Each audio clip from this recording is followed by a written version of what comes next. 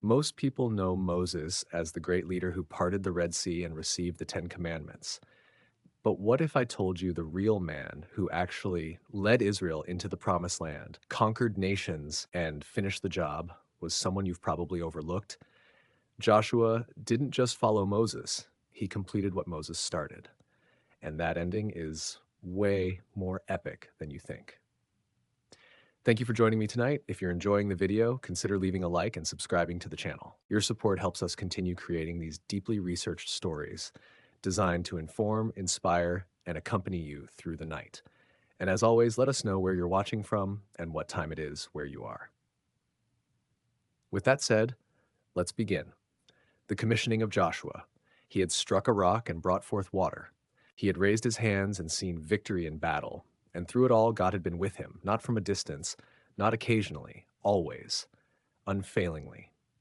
Now, that same presence was promised to Joshua, but the command that followed was not about battles or rivers or nations. It was about something deeper. Be strong and of good courage. 3 times the words came.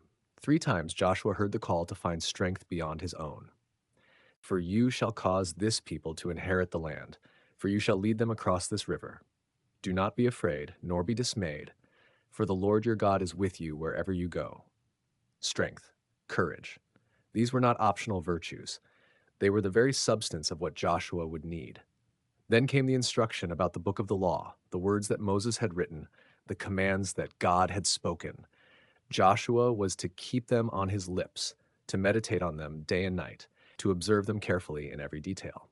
Do not turn from it to the right hand or to the left. The path was narrow and precise. Success would come not through military might alone, not through strategy or numbers, but through obedience. The promise of victory was tied to the practice of faithfulness. Then you will make your way prosperous, and then you will have good success. Joshua understood. He had watched Moses lead. He had seen what happened when the people obeyed and what happened when they turned aside. The wilderness was a graveyard of disobedience, but the land ahead held the promise of blessing. The voice fell silent. Joshua stood still, letting the words settle deep into his bones. The river still rushed in the distance. The camp still buzzed with the noise of a nation preparing to move. But something had shifted inside him. He turned and walked through the camp, past the tents of the Levites, past the cooking fires beginning to smoke, past the children playing their games, unaware that their lives were about to change forever. He made his way to the officers of the people, the men who would carry his orders to every tribe. Pass through the camp, he told them, his voice steady and clear. Command the people, saying, prepare provisions for yourselves, for within 3 days you will cross over this Jordan to go in to possess the land which the Lord your God is giving you. 3 days. The words rippled through the camp like wind through grain. The land, the promise, the crossing. The people moved with a new energy. They gathered their supplies, they packed their belongings, they spoke in hushed tones of what lay ahead. But Joshua spoke also to the tribes of Reuben, Gad, and the half-tribe of Manasseh. These were the tribes who had chosen to settle east of the Jordan on the land Moses had given them. They had already received their inheritance, but they had made a promise, a covenant, to cross the river with their brothers and fight until the land was won. Remember the word which Moses, the servant of the Lord, commanded you, saying, the Lord your God is giving you rest and is giving you this land. Your wives, your little ones, and your livestock shall remain in the land which Moses gave you on this side of the Jordan. But you shall pass before your brethren armed, all your mighty men of valor, and help them. The men of the eastern tribes answered without hesitation. All that you command us we will do, and wherever you send us we will go. Just as we heeded Moses in all things, so we will heed you. Only the Lord your God be with you, as he was with Moses. Then they added words that must have touched Joshua deeply. Whoever rebels against your command and does not heed your words, in all that you command him, shall be put to death. Only be strong and of good courage. They had echoed the very words God had spoken to him. The command to be strong, the call to courage. The people were looking to him now. They were ready to follow. Joshua stood at the edge of the camp, watching the sun sink toward the horizon. The Jordan glittered in the fading light. Beyond it, the walls of Jericho stood silent and watchful. The land was there. The promise was there. And now the man was ready. Moses was dead, but God was not. The voice that had called Moses from the burning bush had spoken to Joshua in the quiet of an ordinary day. The same presence, the same promise, the same power. The wilderness was behind them, the river lay before them, and the land of promise waited on the other side. Joshua lifted his eyes to the hills beyond the river, the land of Canaan, the land of milk and honey, the land that God had promised to Abraham centuries before, when Abraham had no children and no hope of heirs. Now a nation stood ready to enter, a nation forged in slavery, tested in the wilderness, and now poised at the threshold of everything. 3 days, he thought. 3 days and we cross. The wind moved across the plains, carrying the smell of water and earth. Joshua breathed it in. The weight of leadership pressed on his shoulders, but it no longer felt crushing. The promise of God had become his foundation. He was not Moses. He would never be Moses, but he did not need to be. He was Joshua, the son of Nun, the servant of the Lord, and the Lord was with him. The sun dipped below the horizon, the first stars appeared in the deepening blue. The camp settled into the quiet of evening, but Joshua remained at the edge, looking at the river. Tomorrow they would prepare. The day after they would gather, and on the third day they would step into the water. The Jordan ran on, indifferent to the momentous events gathering on its banks. It had flowed for centuries. It would flow for centuries more. But never again would it separate the people of God from their inheritance. Joshua turned and walked back into the camp.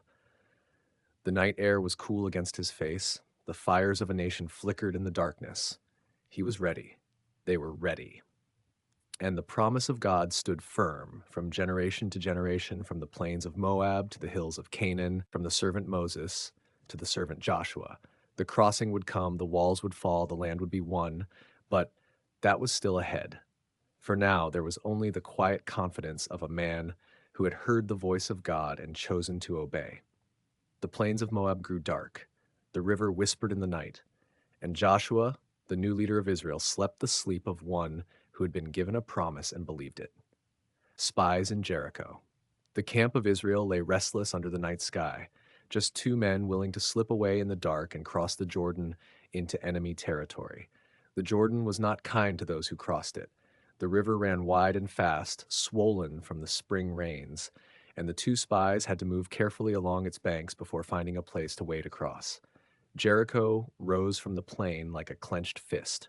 Its walls were massive, thick enough for chariots to race along the top, and its gates were sealed tight against any traveler who could not prove his business.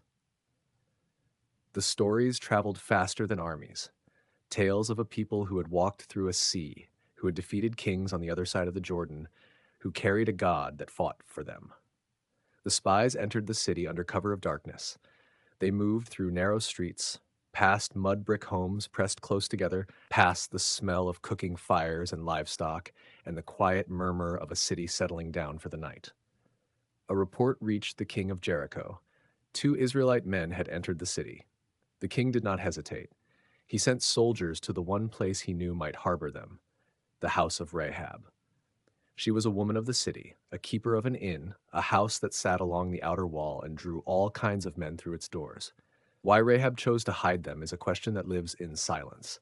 Perhaps she had heard the stories too, the ones about the sea and the kings and the God who fought for his people. Perhaps those stories had planted something in her, a seed of awe, a growing sense that the God of Israel was not like the gods of Jericho. The stone idols of her city could not part seas. They could not defeat kings. They could not save anyone. But this God made the earth tremble and the nations melt with fear. She told the spies, "I know the Lord has given you this land.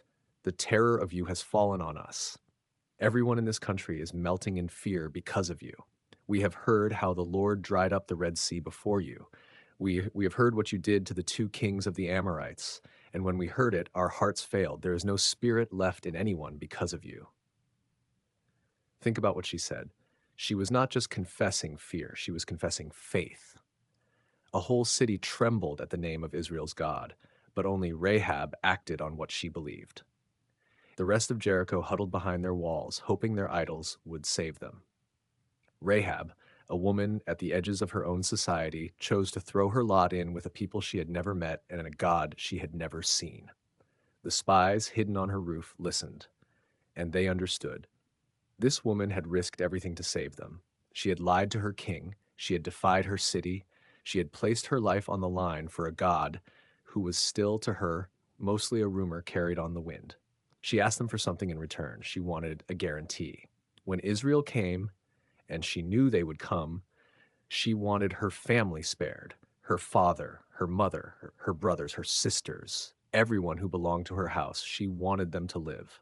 The spies agreed. They made a covenant with her. They told her to tie a scarlet rope in her window, the same window that looked out over the wall, the window that faced the Jordan. When Israel took the city, that rope would mark her house as a place of refuge. Everyone inside would be safe. Everyone outside would not. But they gave her conditions. She had to gather her family into her house. She had to keep them there. She could not tell anyone about the covenant. If she spoke, if she broke faith, the promise would dissolve like morning mist. She agreed. She tied the scarlet cord and sent the spies down through the window, lowering them to the ground outside the wall. Her house, built into the wall itself, made escape possible. The spies slipped away into the darkness. They hid in the hills for 3 days, waiting for the search parties to give up. The king's men had scoured the road to the Jordan, looking for fugitives who were never there. When the search ended, the spies crossed back over the river and returned to Joshua's camp. They came back with news that must have sent a thrill through the whole nation.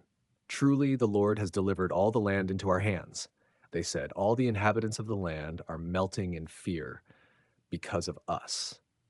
But they also brought back a story, the story of a woman in a scarlet cord, a woman who had hidden them, who had protected them, who had confessed faith in the God of Israel before any wall had crumbled. The spies did not keep her secret. They told Joshua everything. And Joshua, the leader of a nation that was about to cross a river and take a city, knew that somewhere in Jericho there was a house marked by a promise. The camp stirred with readiness. The people had heard the report. The land was ripe. The hearts of the enemy had turned to water. But before the trumpets could sound and the walls could fall, there was still a river to cross, and there was still a God to follow. Rahab stayed in Jericho. She kept her family close. She kept the scarlet cord in her window, a small and stubborn sign of hope in a city that had no hope. The days passed. The city waited, and across the river, Israel waited too. The quiet before the storm is always the hardest part, but it is also the part where faith takes root. Rahab had planted hers. The spies had carried the news. Joshua held the promise, and the God who had parted the sea was already moving toward the Jordan. The move was coming. The walls would fall, but that is another story. For now, Jericho stood silent behind its gates. Rahab watched from her window. And 2 spies slept soundly in the camp of Israel. Their mission complete, their report delivered, and their faith in a woman's courage confirmed. They had gone in as spies. They came back with something more than intelligence. They came back with a testimony that in the heart of the enemy's city, God had already prepared a place of refuge. The scarlet cord fluttered in the evening breeze, a promise hanging in the window of a woman who had chosen to believe. The river still ran between them and the city. But the river, like the walls, would not stand forever. The God of Israel was on the move. And the city of Jericho, for all its strength, had already begun to fall, not to armies, but to the quiet work of faith in a woman's heart. Crossing the Jordan, Rahab had hidden them on her roof beneath stalks of flax, and she had spoken words that carried the weight of destiny. The hearts of the people in Jericho were melting with fear. The Lord had given the land into Israel's hands. The people began to cross. Men carried their tools and weapons. Women carried their children and their cooking pots. The elderly moved carefully, supported by younger hands. The animals were driven forward, the sheep and goats bleating in confusion, the donkeys laden with tents and supplies. Hundreds of thousands of people moved across the riverbed, a vast human river flowing between walls of water. The priests remained standing in the middle of the Jordan, unmoving as the whole nation passed by. The Ark of the Covenant stayed fixed in the center of the river, the presence of God anchoring the miracle. For hours the people streamed past, generation after generation, from the smallest child to the oldest elder. They walked on ground that had been hidden beneath the water for centuries. The mud clung to their feet. The fish flopped in shallow pools left behind. But no one stopped to linger. They kept moving, driven by wonder and awe.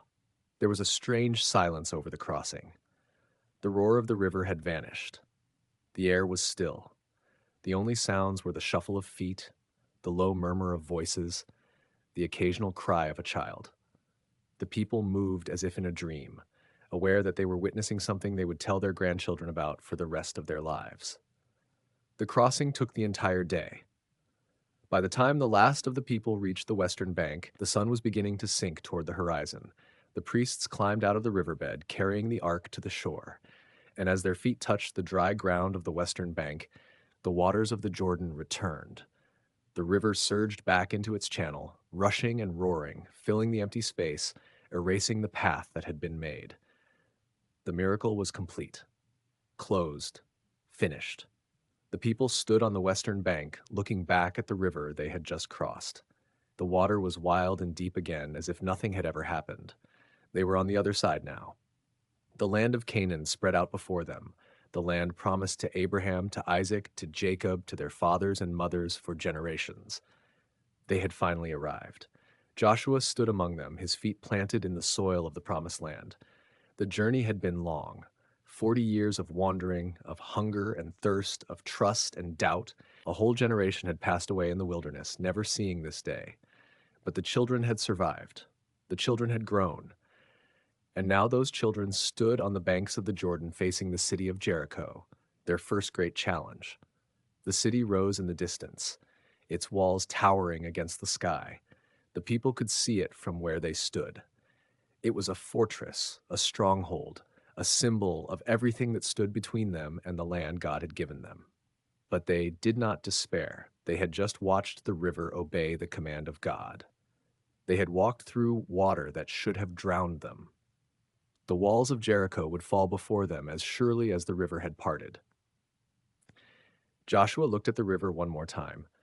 The sun caught the surface of the water, turning it to gold. He thought of Moses, standing on the other side of the river, looking at the land he would never enter. Moses had seen it from the top of Mount Nebo, but he had not been allowed to cross. Now Joshua stood where Moses could not stand. The promise had passed from one leader to the next, from one generation to the next, and the dream was finally becoming real. The people camped that night on the western bank. They pitched their tents, built their fires, and shared their food.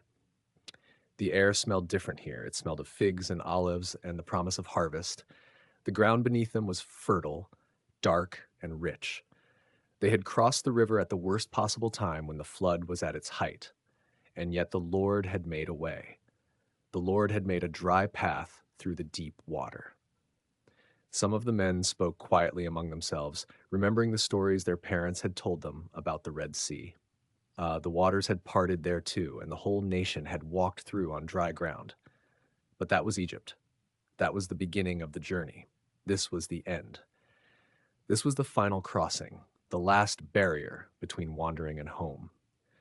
The women gathered the children close, telling them the story of the day. They pointed to the river, still rushing and wild, and said, "The Lord stopped the water for us. The Lord opened the way." The children listened with wide eyes, storing the memory deep in their hearts. They would carry this story with them for the rest of their lives. They would tell it to their children and their grandchildren. And one day, the stones that would be set up as a memorial would bear witness to this day, a physical reminder of what God had done. The priests rested that night, their shoulders aching from the weight of the ark. They had stood for hours in the riverbed, holding the presence of God steady while the nation passed by. They had not moved. They had not wavered. The honor of their task was matched only by its burden. But they had done it. They had carried the covenant into the promised land. Joshua lay in his tent, listening to the sound of the river in the distance. It was a different sound now. It was no longer a barrier. It was a testimony. The river that had once blocked their path now sang of the power of God. He closed his eyes and let the sound wash over him. The journey was not over. There were battles to fight, cities to conquer, a land to possess. But the hardest part was done. The crossing was complete. Morning came, and with it a new chapter. The people rose from their tents, stretched their limbs, and looked toward the west. Jericho loomed before them, its walls casting long shadows across the valley. The city was shut up tight, its gates sealed, its people hiding behind their defenses. They had heard about Israel. They had watched them cross the river. Fear had already taken root in their hearts. But that was a story for another day. For now, the people of Israel stood on the soil of the promised land, their feet firmly planted in the inheritance of their fathers. The wilderness was behind them. The river was behind them. The past was behind them. Ahead lay everything God had promised, and Joshua stood ready to lead them into it. Memorials at Gilgal to participate, to mark themselves, to take an active role in the covenant that has carried them this far. The manna stops the very day they eat from the land. It is a quiet transition, almost unnoticed in the rush of events, but it is the end of an era. For 40 years, God fed them with the hand of heaven. Now they will eat from the fields of Canaan. Now they will plant and harvest. Now they will live as a people in a place, no longer as wanderers in the waste. And the first thing they do, once they are healed, is keep the Passover, the 14th day of the month. The same night their parents had eaten the lamb in Egypt, with blood on the doorposts and the angel passing over. But this is different. This is not a meal eaten in haste with sandals on and staffs in hand, ready to flee. This is a meal eaten in peace, on the soil of the land that was promised, under the open sky of their new home. The lamb is roasted, the bitter herbs are tasted, the unleavened bread is broken, and for the first time in the history of this people, the Passover is kept in the land of promise. It is a moment of profound meaning. The old story, the story of slavery and rescue, of death and deliverance, is now woven into the soil of the new land. The past is not left behind. It is carried forward, remembered, celebrated. The God who delivered them from Egypt is the God who brought them through the Jordan. The same hand, the same promise, the same people. But there is something even more important that happens at Gilgal: the stones. Before they crossed, Joshua had commanded 12 men, one from each tribe, to take 12 stones from the middle of the Jordan, from the very place where the priests had stood with the ark. He had told them to carry these stones to the place where they would lodge that night. And now at Gilgal, he takes those stones and sets them up as a memorial. 12 stones, rough, uncut, heavy with the memory of the riverbed. Joshua tells the people what these stones mean. He speaks to them in the way a father speaks to his children, patient and clear. When your children ask you, he says, when they ask what these stones mean to you, you will tell them that the waters of the Jordan were cut off before the ark of the covenant of the Lord. You will tell them that the Lord your God dried up the water before you until you had crossed over. You will tell them that this is a sign, a permanent sign, that the hand of the Lord is mighty, so that you may fear the Lord your God forever. It is a simple act, stones stacked in a heap, but it carries the weight of generations. This is how memory works. It is not abstract, it is not philosophical, it is grounded in things, in places, in objects that can be touched and seen and pointed to. The stones at Gilgal are a physical anchor for a spiritual reality. They are a way of saying, this happened. God did this. We were here. And the people who stand at Gilgal, the ones who have just been marked in their flesh, the ones who have just eaten the Passover in the land of promise, they are being shaped into a new kind of people. They are learning that the story is not just about what God has done. It is about what they will remember. It is about what they will tell their children. It is about the passing of the story from hand to hand, from heart to heart, across the generations. The camp at Gilgal is quiet for those days of healing. The men rest. The women tend to them. The children play among the tents, unaware of the significance of this pause, but the air is thick with meaning. This is a threshold moment, a crossing within a crossing. They have crossed the Jordan physically. Now they are crossing into the covenant, into the identity that will define them for as long as they exist as a people. There is something tender about this scene if you stop to look at it. The vulnerability of the nation, the trust required, the way Joshua, the mighty warrior, the successor of Moses, the man who has seen the waters part, chooses to stop and tend to the souls of his people before he tends to the conquest of the land. He could have marched on Jericho immediately. He could have struck while the fear of the Lord was fresh in the hearts of the Canaanites. But he does not. He knows that the strength of Israel does not come from military timing or strategic advantage. It comes from the covenant. It comes from being right with God. It comes from the slow, patient work of marking and remembering and eating and telling. The stones remain at Gilgal long after the camp moves on. They stand in the sun and the rain, silent witnesses. Generations will pass by them, children will ask about them, and the story will be told again and again. The stones will not speak. They do not need to. They simply stand heavy with the weight of what happened, waiting for someone to ask. And the people of Israel, the children of the wilderness, the ones who have never known a home, they begin to learn what it means to live in a place. They begin to learn what it means to belong. They begin to learn that the promise of God is not just about getting somewhere. It is about becoming something. They are marked now. They are fed now. They are remembered now. The camp stirs. The men begin to recover. The smell of roasted lamb lingers in the air. The stones stand at the edge of the camp, a silent sentinel.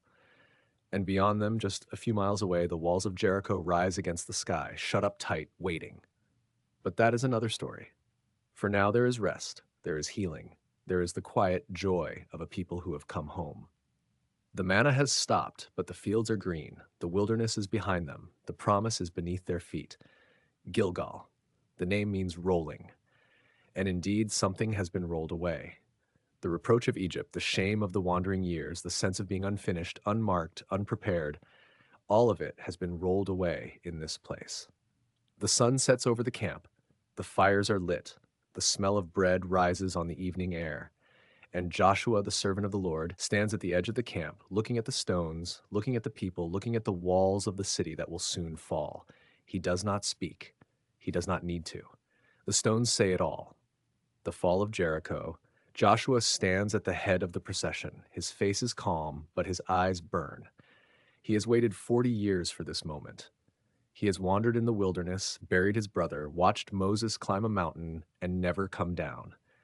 And now here, at the edge of the promised land, he speaks the words that have been building in his soul since he was a young man. Shout, he says, for the Lord hath given you the city. The march begins. Once around the walls, the trumpets sound long and low. The people are silent, their hearts pounding. Twice, the sun climbs higher, the shadows shorten, the dust rises. 3 times, the soldiers of Jericho press against the walls, watching, gripping their weapons. Something is different today.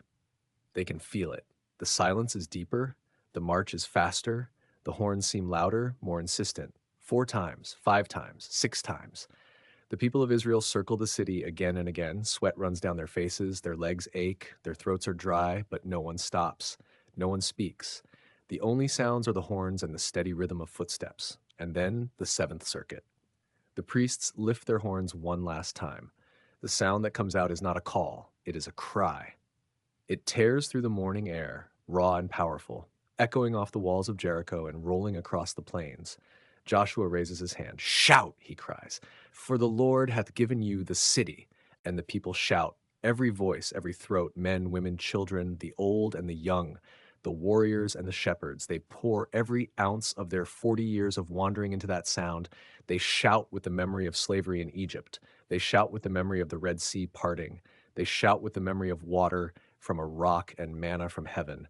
They shout with the promise of this land, this home, this future. The sound is enormous. It seems to shake the very air, and then the walls. At first, nothing happens. For a heartbeat, the world holds its breath. The walls of Jericho stand massive and unmoving as they have stood for centuries. Then a crack. It starts near the top of the outer wall, a thin, jagged line that appears as if drawn by an invisible hand. The soldiers on the wall see it. They point, they shout, but there is no time to run. The crack spreads. It forks and branches, spreading down the face of the stone. The sound of it is like thunder, low and deep, rumbling through the ground. Small stones begin to crumble. Dust rises in clouds. The people of Israel keep shouting. Their voices have become something else now, a roar of faith and fear and overwhelming wonder. The walls shake. The ground trembles. The great stones, so carefully fitted, so long unmoved, begin to slide. They grind against each other with a sound that is almost alive, a groan of ancient rock surrendering to a power older than itself. And then they fall. Not slowly, not gradually. The walls of Jericho collapse inward, outward, all at once. They crumple like clay in a mighty hand, sending up a cloud of dust so thick that it blots out the sun. The sound is deafening, a roar that seems to go on, as if the very earth is crying out. When the dust settles, the city lies open. The walls are gone. The gates are gone. Only rubble remains, piles of stone where towers once stood. The soldiers of Jericho are buried beneath the ruin. The city, so confident, so secure, is silent. The people of Israel stand at the edge of the rubble. Their shout fades into a hush. They look at the broken walls. They look at the ark, still held high on the priest's shoulders. They look at Joshua, who stands with his hands still raised, his eyes fixed on the city before him. Then his voice cuts through the silence. The city shall be accursed, he says, even it and all that are therein to the Lord. He pauses. His eyes sweep over the ruins. Only Rahab the harlot shall live, he says, she and all that are with her in the house, because she hid the messengers that we sent. The warriors move forward. They are disciplined, swift. They enter the ruined city and take what God has commanded them to take. The silver and the gold, the vessels of brass and iron, are set apart for the treasury of the Lord. The rest is given to the flame. But before the fire, two young men move through the ruins with purpose. They are the spies, the ones who crossed the Jordan weeks ago, who were hidden on Rahab's roof beneath stalks of flax. They remember her words. They remember her faith. They remember the scarlet cord she hung in her window. They find her house, still standing, still marked. They bring her out, along with her father, her mother, her brothers, her sisters, all who belong to her. They lead them beyond the camp of Israel to a place of safety. Rahab, the woman of Jericho, the one who chose a God she had never seen, walks out of the ashes with her family. She will live among the people of Israel. Her story will be told for generations. Her faith will be remembered forever. But that is a story for another time. For now, the fire burns. The smoke rises in thick columns, dark against the bright sky. The city of Jericho, the first fruit of the promised land, is consumed. The people watch in silence. They have seen mighty things. They have seen the sea part and the river stand still. But this is different. This is the beginning of something new. Joshua stands apart from the crowd, watching the flames. His mouth moves in a quiet whisper. Some of the elders nearby catch the words, spoken as a curse upon the city. Cursed be the man before the Lord, that riseth up and buildeth this city Jericho.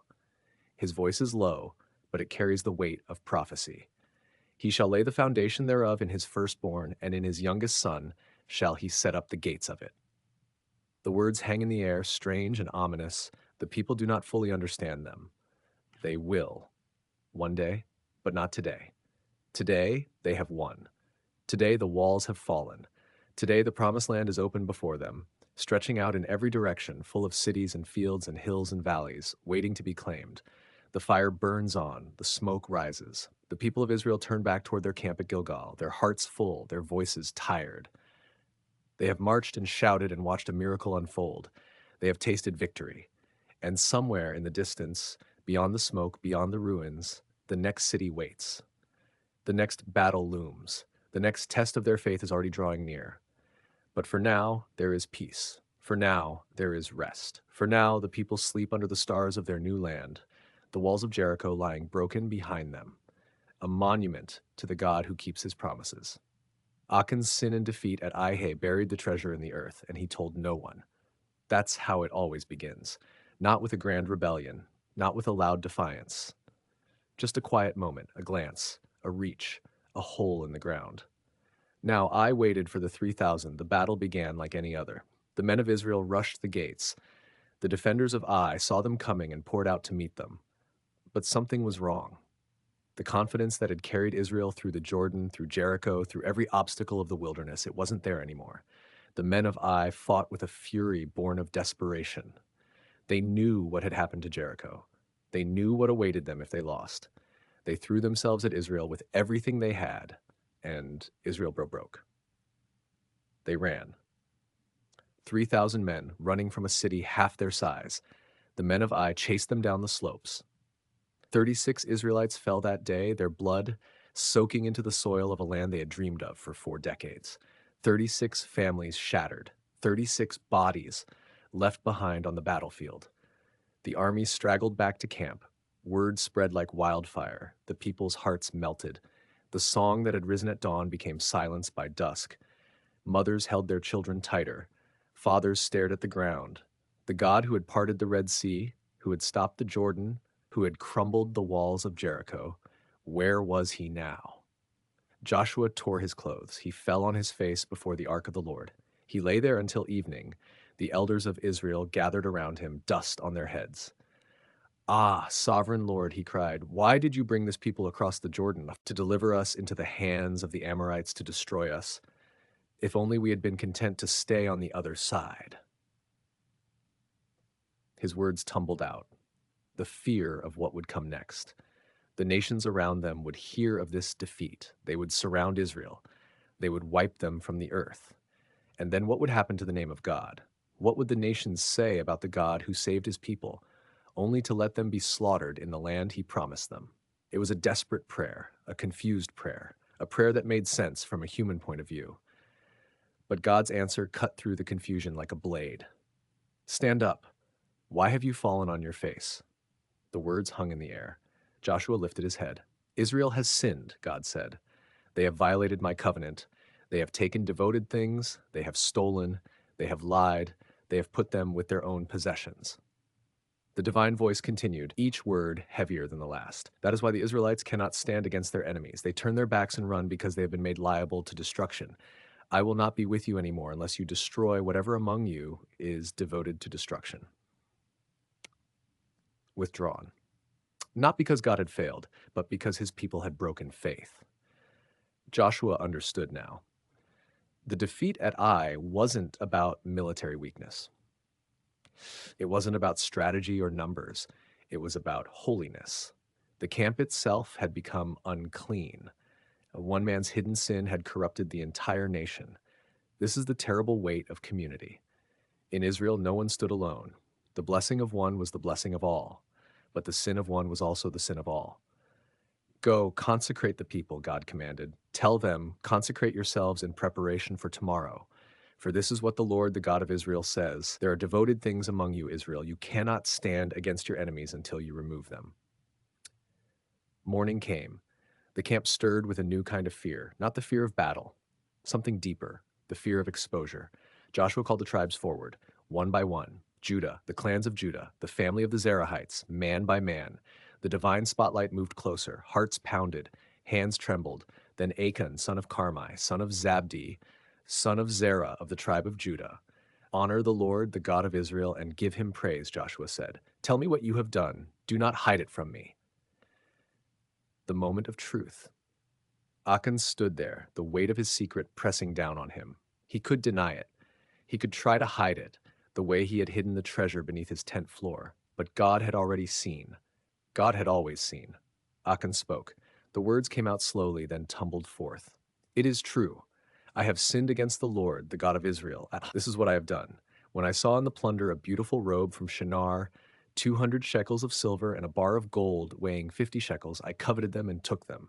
They are hidden in the ground inside my tent with the silver underneath. There it was, the small secret, the buried treasure, the moment of desire that had cost 36 lives and brought an entire nation to its knees. Joshua sent messengers to the tent. They ran, they dug, they found the robe, the silver, the gold, exactly as Achan had said. They brought the treasure back and laid it before the Lord, and there in the valley of Achor, the story would reach its painful conclusion. A story that began with a glance at a beautiful garment and ended with the judgment of an entire household. But that part of the story belongs to another day. For now, the lesson hangs in the air. The camp at Gilgal learned it the hard way. Hidden sins are never truly hidden. The God who sees the secret places of the heart also sees the holes we dig in our tent floors, and the community that carries the weight of one man's rebellion must carry it together. Israel had crossed the Jordan with faith. They had watched walls fall with shouts of praise, but the ground they stood on was still holy ground. And holiness demands more than victory songs. It demands clean hands, pure hearts, and the courage to bring even our darkest secrets into the light. The sun set on a humbled camp that night. The people of Israel had tasted victory and defeat in the span of a single week. They had learned that God's presence was not automatic, that his favor could not be assumed, that the covenant cut at Gilgal carried obligations as well as promises. Somewhere in that camp, men and women looked at their own tents, their own hidden places, their own buried treasures, and they wondered what else might be hidden beneath the floorboards of their lives. The road to Ai still stretched ahead. The battle was not yet won, but the first step toward healing had been taken. A painful step, a costly step, a step that began with a confession and ended with a choice. Choose holiness or lose everything. Achan's judgment and Ai's conquest. The tribe the Lord chooses will come forward clan by clan. The clan the Lord chooses will come forward family by family. And the family the Lord chooses will come forward man by man. The process began. Tribe by tribe, the leaders stepped forward. Judah was chosen. The people drew a sharp breath. The clan of Zerah was singled out. Then the family of Zabdi. And then, one by one, the men of that family walked forward. Finally, the lot fell upon a single man, Achan, son of Carmi, son of Zabdi, son of Zerah. The silence was absolute. Every eye turned to him. He stood alone now, exposed before the entire nation. His face was pale, his hands trembled at his sides. Joshua's voice was calm, but it carried the weight of judgment. My son, give glory to the Lord, the God of Israel. Tell me what you have done. Do not hide it from me. Achan's shoulders sagged. The confession came slowly, like water from a broken jar. It is true. I have sinned against the Lord, the God of Israel. This is what I did. When I saw among the plunder a beautiful robe from Shinar, 200 shekels of silver, and a bar of gold weighing 50 shekels, I coveted them and took them. They are hidden in the ground inside my tent with the silver underneath. Joshua closed his eyes. He had hoped, perhaps, that the man would deny it, that there had been some mistake. But the confession was complete. The sin was real. He sent messengers to Achan's tent. They ran through the camp, their sandals pounding against the dry earth. When they reached the tent, they found the items exactly where Achan had described: the beautiful robe, the silver, the gold. They brought them out and laid them before the Lord. Joshua looked at the plunder. Then he looked at Achan, the man who had cost them 36 lives, the man who had broken the covenant, the man who had brought God's anger upon the whole nation. Do not be afraid. Do not be discouraged, Joshua had been told. But there was no comfort in what came next. Joshua led Achan and his family to the valley of Achor. The whole assembly followed in silence. The valley was a narrow, rocky place, fitting for what was about to happen. The people of Israel gathered on the slopes, watching. Joshua spoke, his voice heavy with sorrow. Why have you brought this trouble on us? The Lord will bring trouble on you today. The sentence was carried out. Achan and his household faced the judgment of the covenant. The stones were gathered. Why, the valley echoed with the sounds of finality. Then they raised a great pile of stones over Achan, a monument of judgment, a warning to every generation that would follow. The Lord's anger burned no more against Israel, but the memory of that valley, the valley of trouble, would remain. The Lord spoke to Joshua again, and this time his words carried a different tone. Do not be afraid. Do not be discouraged. Take the whole army with you and go up and attack Ai. I have delivered into your hands the king of Ai, his people, his city, and his land. Joshua's heart quickened. The promise was back. The presence was restored. But this time the plan would be different. You shall do to Ai and its king as you did to Jericho and its king, but you may carry off their plunder and livestock for yourselves. Set an ambush behind the city. Joshua rose from his knees. The weariness was gone. The confusion was gone. He had a plan. And this time the Lord was with him. He chose 30,000 of his best fighting men. He sent them out by night under the cover of darkness. They took their positions behind the city of Ai, hidden among the hills and the vineyards, waiting for the signal. Joshua himself spent the night in the valley with the rest of the army. When morning came, he rose early. He mustered the troops and marched them toward Ai. The king of Ai saw them coming and smiled. Look, he said to his men, the same foolishness as before. They will fall before our walls again. The king of Ai and his army came out to meet Israel in battle. The two forces clashed on the plain east of the city. Israel fought, then slowly, deliberately began to retreat. They fled toward the wilderness, as if in panic. The king of Ai saw the movement and gave the order: "Pursue them, leave the city open. There is no one left to defend it." Every man in Ai poured out of the gates. The whole city emptied. They chased after Israel, drawn away from their walls, their confidence growing with every step. And then, at the appointed moment, Joshua raised his javelin toward the sky. It was the signal. The men in the ambush rose from their hiding places. They rushed toward the city. They entered it without resistance. They set it on fire. The smoke rose in thick columns visible for miles. The king of Ai turned and saw his city burning. His heart stopped. His men froze. They were caught between Israel in front of them and the flames behind them. The army of Israel turned. Joshua's men stopped their retreat and faced the enemy. The warriors who had burned the city came out to join the fight. Ai's army was surrounded. There was no escape. Not one of them survived. The city of Ai became a heap of ruins. The king was captured and brought before Joshua. He was hung on a tree until evening, a visible sign of God's judgment on the nations of Canaan. When the sun set, Joshua gave the order. The body of the king was taken down and thrown at the entrance of the city gate. A pile of stones was raised over it. Another monument, another reminder. Israel returned to their camp at Gilgal. The people were quiet, but the mood was different now. The defeat was avenged. The sin was cleansed. The covenant was restored. Joshua stood on the hill above the camp, looking west toward the land they had come to possess. The smoke still rose from Ai behind him. To the south, he could see the distant outline of Jericho, its walls now silent and broken. Beyond that, the mountains of the Promised Land stretched toward the horizon. The road ahead was long.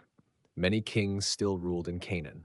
Many cities still stood with their walls intact. But Joshua had learned something in the valley of trouble.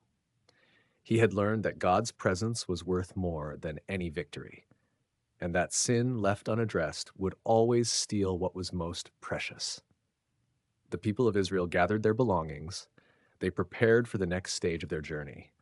The covenant was renewed, the relationship was restored, and Joshua, the servant of the Lord, stood ready to lead them forward. Covenant renewal at Mount Ebal.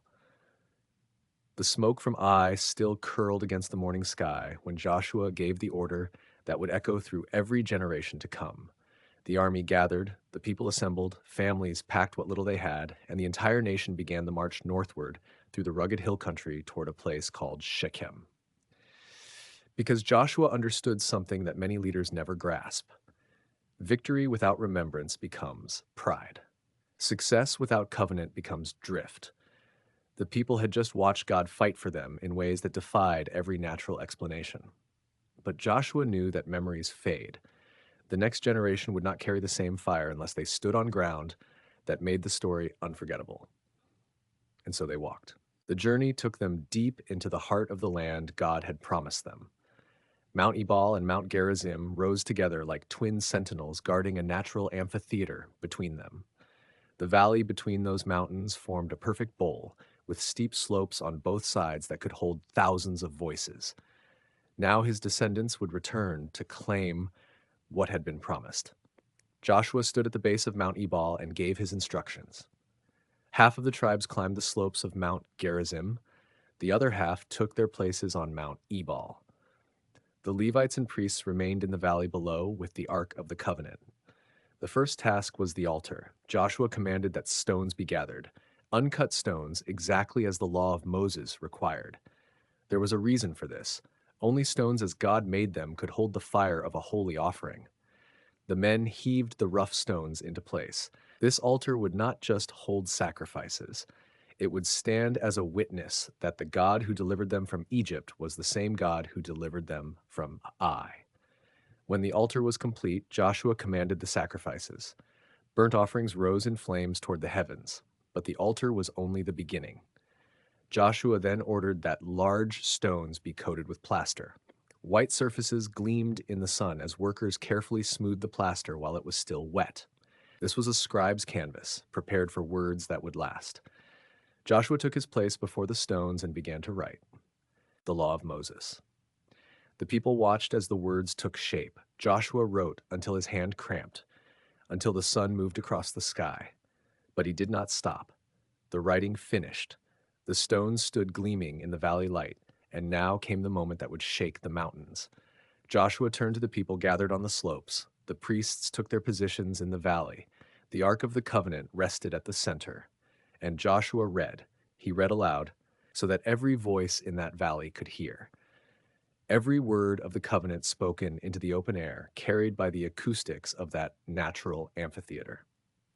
The blessings and curses were not read by a single voice alone. The tribes on Mount Gerizim responded to the blessings with their voices. The tribes on Mount Ebal responded to the curses. Their words bounced off the rocky slopes, creating a sound that must have seemed like the very earth itself was speaking. Your voice joining thousands of other voices, saying amen to words that would define your life and your children's lives and their children's lives for generations to come. But standing in the land that had been promised, claiming it with your own voice, binding yourself to God and his ways in the very place where the promise would become reality. The people stood through it all, their attention fixed on the words that would guide their future. And everyone understood that this moment mattered, because the land itself was part of the covenant.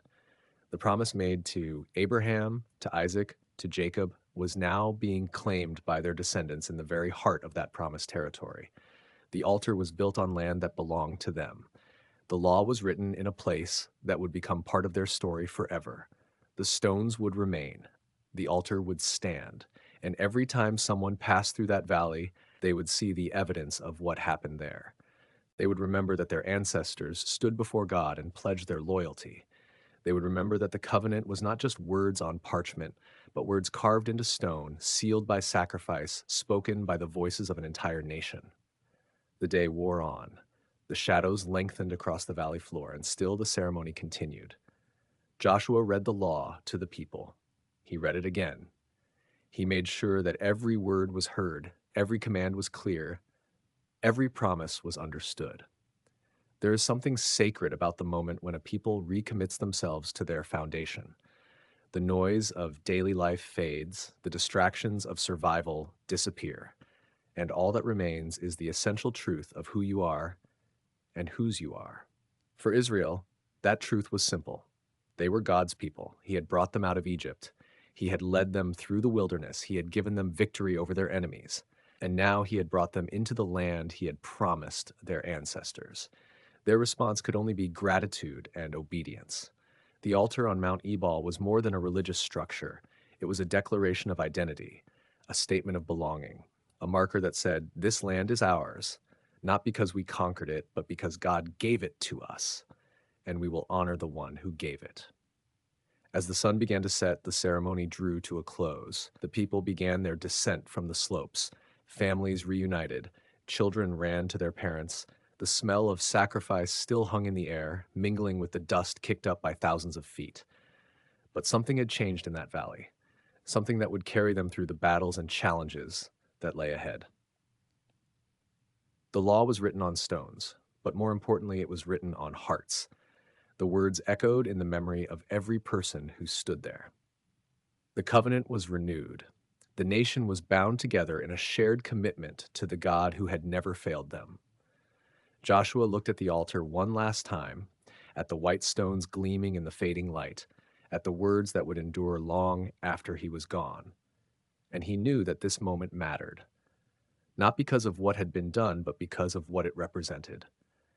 A people who belonged to God, a God who belonged to his people, a covenant that would never be broken, even when the people themselves would stumble and fall. The journey was far from over.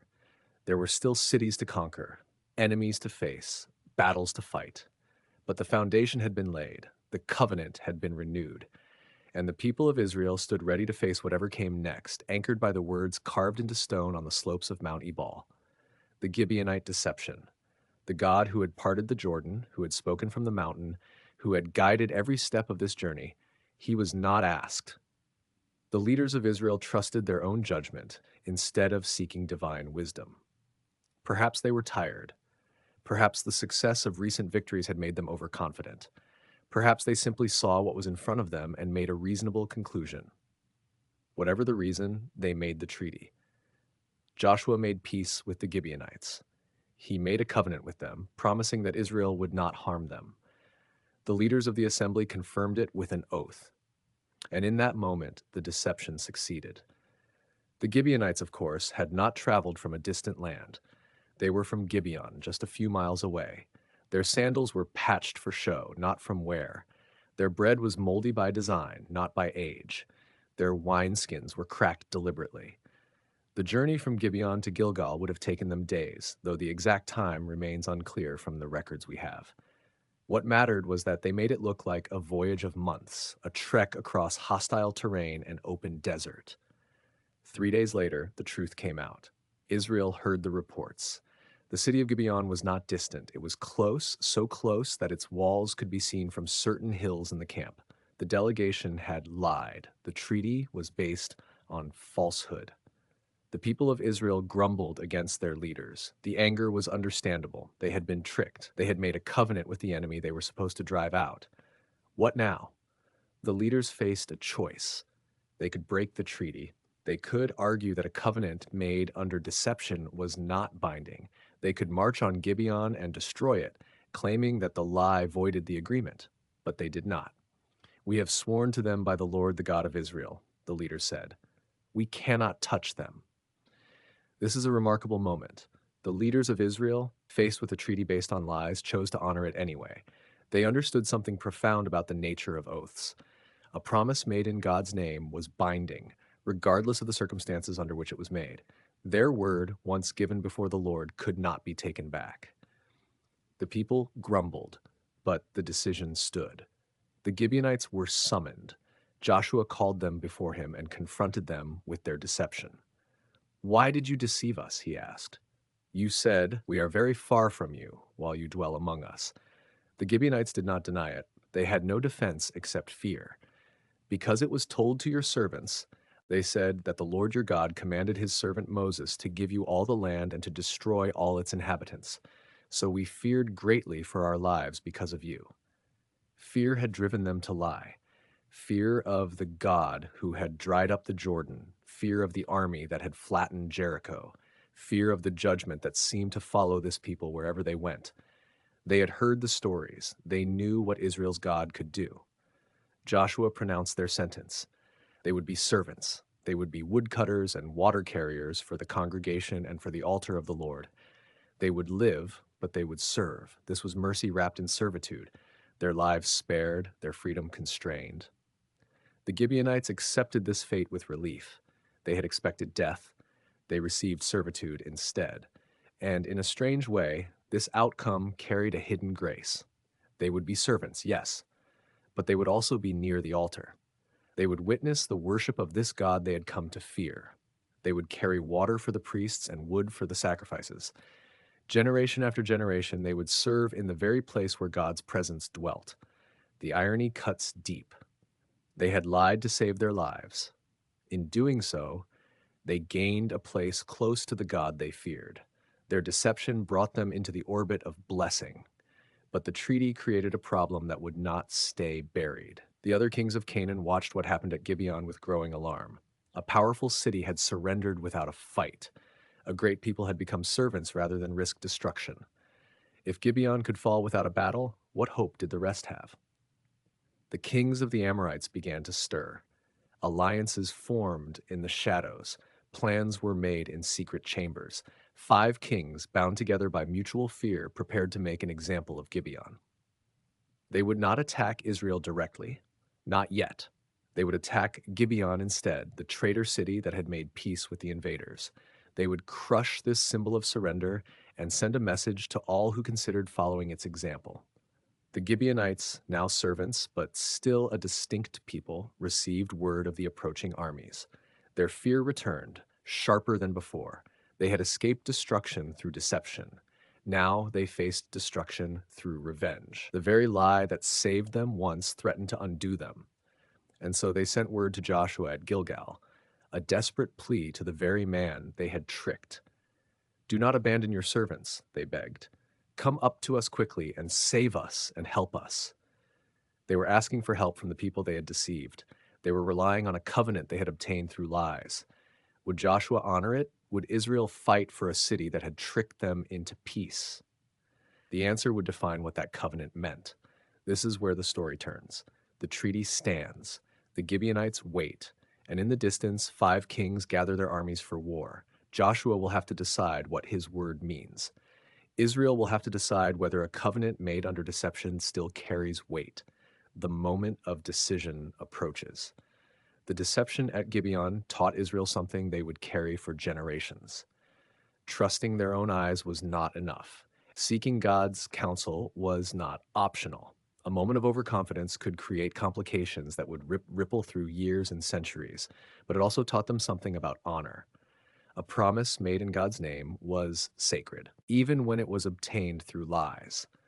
The God of Israel honored covenants, even foolish ones, and he would use this strange alliance to accomplish his purposes in ways no one could have predicted. The Gibeonites, who had lied to save their lives, would become a permanent part of Israel's story. Their descendants would serve at the altar of the Lord for generations. The wood they carried and the water they drew would fuel the worship of the God they had come to fear and, perhaps in time, to love. At first glance, their deception seems like a shameful moment in Israel's history. A great people tricked by a clever enemy. Yet beneath the lie lies a deeper truth. Even our mistakes can become part of God's plan. Even our foolish choices can be woven into a larger purpose. The Gibeonites found safety through deception, but they found something more valuable in the end. They found a place near the presence of God, and that place, however it was obtained, became their salvation. The camp at Gilgal stirred with preparation. Word had reached Joshua of the kings gathering against Gibeon. The covenant would be tested. The promise would be kept. The sun stands still. Joshua stood at the entrance of his tent, the morning light casting long shadows across the camp at Gilgal. Below them lay the plain of Gibeon, and there, spread across the landscape, were the armies of the 5 kings.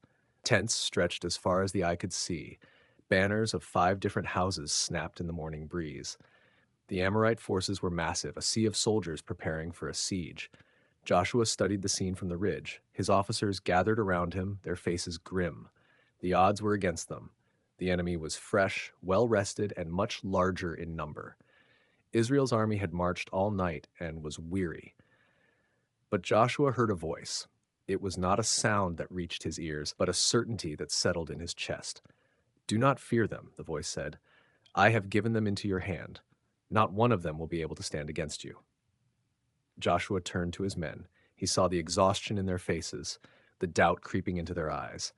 He raised his spear high above his head. "Attack!" he shouted. "The Lord has delivered them into our hands." The Israelite army surged forward like a wave. They poured down the ridge, their battle cries echoing across the plain. The Amorites saw them coming and scrambled to form their lines, but the suddenness of the attack caught them off guard. They had expected a siege, not a strike. They had expected days of waiting, not an immediate assault. Joshua led from the front. His sword flashed in the morning light as he cut through the enemy ranks. Beside him, his warriors fought with a fury born of faith. The element of surprise was theirs, and they pressed it with everything they had. The Amorite line buckled, then it broke. What followed was not a battle, but a rout. The 5 armies scattered, fleeing in every direction. The Israelite forces pursued them relentlessly, driving them through the valley of Aijalon, down the slopes of Beth Horon. The kings of the Amorites abandoned their soldiers, seeking only to escape with their lives, and then the sky turned against them. The heavens opened, and hail began to fall. Not the gentle pitter-patter of an ordinary storm, but massive stones of ice, heavy enough to crush a man where he stood. The hail fell on the fleeing Amorites with deadly precision, striking them down as they ran. The Israelites watched in awe as the storm did the work of an army, the hailstones finding their marks among the enemy while leaving Israel untouched. According to the ancient account, more Amorite soldiers fell to the hail than to the swords of Israel. The valley became a field of fallen warriors, their bodies scattered across the landscape like leaves after an autumn wind. But the battle was not yet over. The sun climbed higher in the sky, and Joshua could see that the remaining Amorite forces were still fleeing, still escaping into the hills. If they reached the fortified cities, they could regroup. They could fight another day. The victory would incomplete. Joshua looked up at the sun, blazing in its noon position. He felt the urgency pressing on him like a physical weight. They needed more time. They needed daylight to finish the pursuit, to destroy the enemy before they found refuge. And so, in the sight of all Israel, Joshua did something no one had ever dared to do. He spoke to the sun. Sun, stand still over Gibeon. Moon, stop over the valley of Ajalon. The words left his mouth, and the world held its breath. The sun did not move, the shadows did not lengthen. The hours stretched, suspended in a moment that should have passed. The armies of Israel looked up in wonder. The fleeing Amorites looked up in terror, and the sun remained fixed in the skies, as if the very heavens had paused to watch the outcome. There has never been a day like that day, before or since. The sun lingered over Gibeon for nearly a full day, holding back the darkness until Israel's victory was complete. The people of Israel did not need to understand how it happened. They only needed to know that it did. The battle raged on in the suspended light. The Israelites pursued their enemies with renewed strength, their weariness forgotten.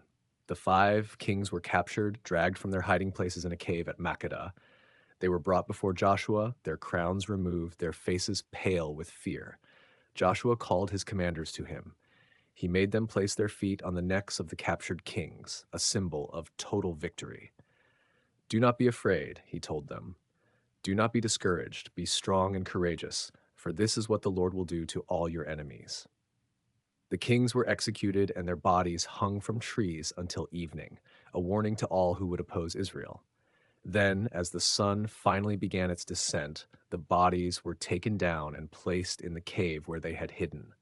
Stones were piled at the mouth of the cave, sealing it forever. The army of Israel returned to Gilgal, their victory complete.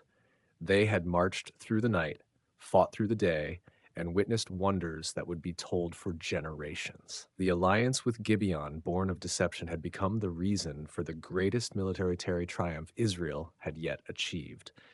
What had seemed like a curse had become a blessing. What had seemed like a trap had become a triumph. Joshua stood at the edge of the camp as the sun set, painting the sky in shades of purple and gold. He thought about the strange path that had brought him to this moment. He had made a promise to a people who had lied to him. He had kept that promise at great risk, and God had honored his faithfulness with a miracle that defied all natural law. The lesson was not lost on him. Faithfulness is not about whether the one receiving the promise deserves it. It is about the character of the one making it. Joshua had given his word before God, and before God his word could not be broken. The night settled over the camp. Fires flickered in the darkness, and the sounds of celebration drifted through the air. But Joshua did not join the festivities. He stood alone under the stars, considering the road ahead. 5 kings had fallen, but there were other kings in Canaan, other cities with high walls, other armies waiting to test Israel's strength. The sun had stood still for Joshua. The hail had fallen at God's command, but the land was not yet conquered. The promise was not yet fulfilled. The southern cities still held their ground. The northern kingdoms were gathering their forces. The work of conquest had only begun. Tomorrow would bring new battles. Tomorrow would bring new challenges. But tonight, Israel rested in the glow of an impossible victory, a victory that would be remembered as long as the sun rose and set over the land of promise. And Joshua, the servant of the Lord, stood ready for whatever came next. Southern Campaign. With the miraculous victory at Gibeon secure, the hail spent, the sun returned to its course, Joshua turned his attention southward. The 5 kings lay dead, their armies scattered, their attempted ambush against Israel's Gibeonite allies utterly shattered.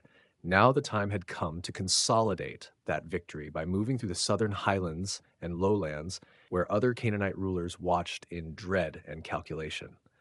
The Lord had promised to deliver the land. Joshua would now claim it, city by city, king by king. So the army moved on.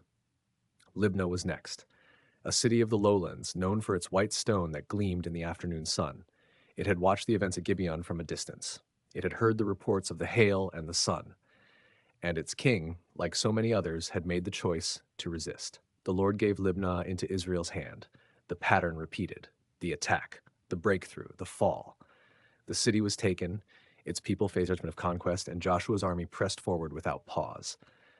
The rhythm of war had become almost mechanical, but there was nothing mechanical about what drove it.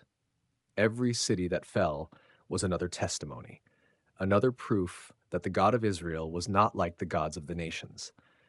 The gods of Canaan demanded sacrifice, demanded appeasement, demanded endless rituals to earn their favor. But the God of Israel fought for his people. He went before them. He delivered their enemies into their hands, and the people began to understand something profound.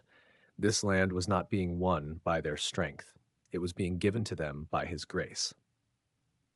Lachish came into view. This was a different kind of city, larger, more powerful, one of the great fortress cities of the southern region. Its walls were thick, its defenders numerous, its king confident in his ability to withstand any siege. But Lachish had made a critical error. When the king of Gezer heard about the fall of Libnah, he should have stayed in his own territory. He should have fortified his own walls and prepared his own defense. Instead, he marched his army to Lachish's aid, hoping to stop Israel's advance before it reached his borders. It was a noble gesture. It was also a fatal one. Joshua's army met the combined forces of Lachish and Gezer on the field. The battle was fierce but brief. The king of Gezer was defeated, his army scattered, his hopes crushed. Lachish fell. Its walls were breached, its people faced the full weight of Israel's judgment. And still Joshua pressed on. The army moved deeper into the southern hills. The terrain grew rougher, the roads narrower, the cities more fortified. But the pattern held.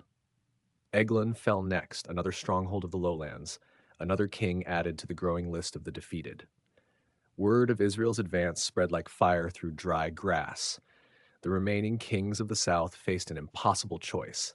They could flee to the coast, to the great cities of the Philistines, and hope to lose themselves among strangers.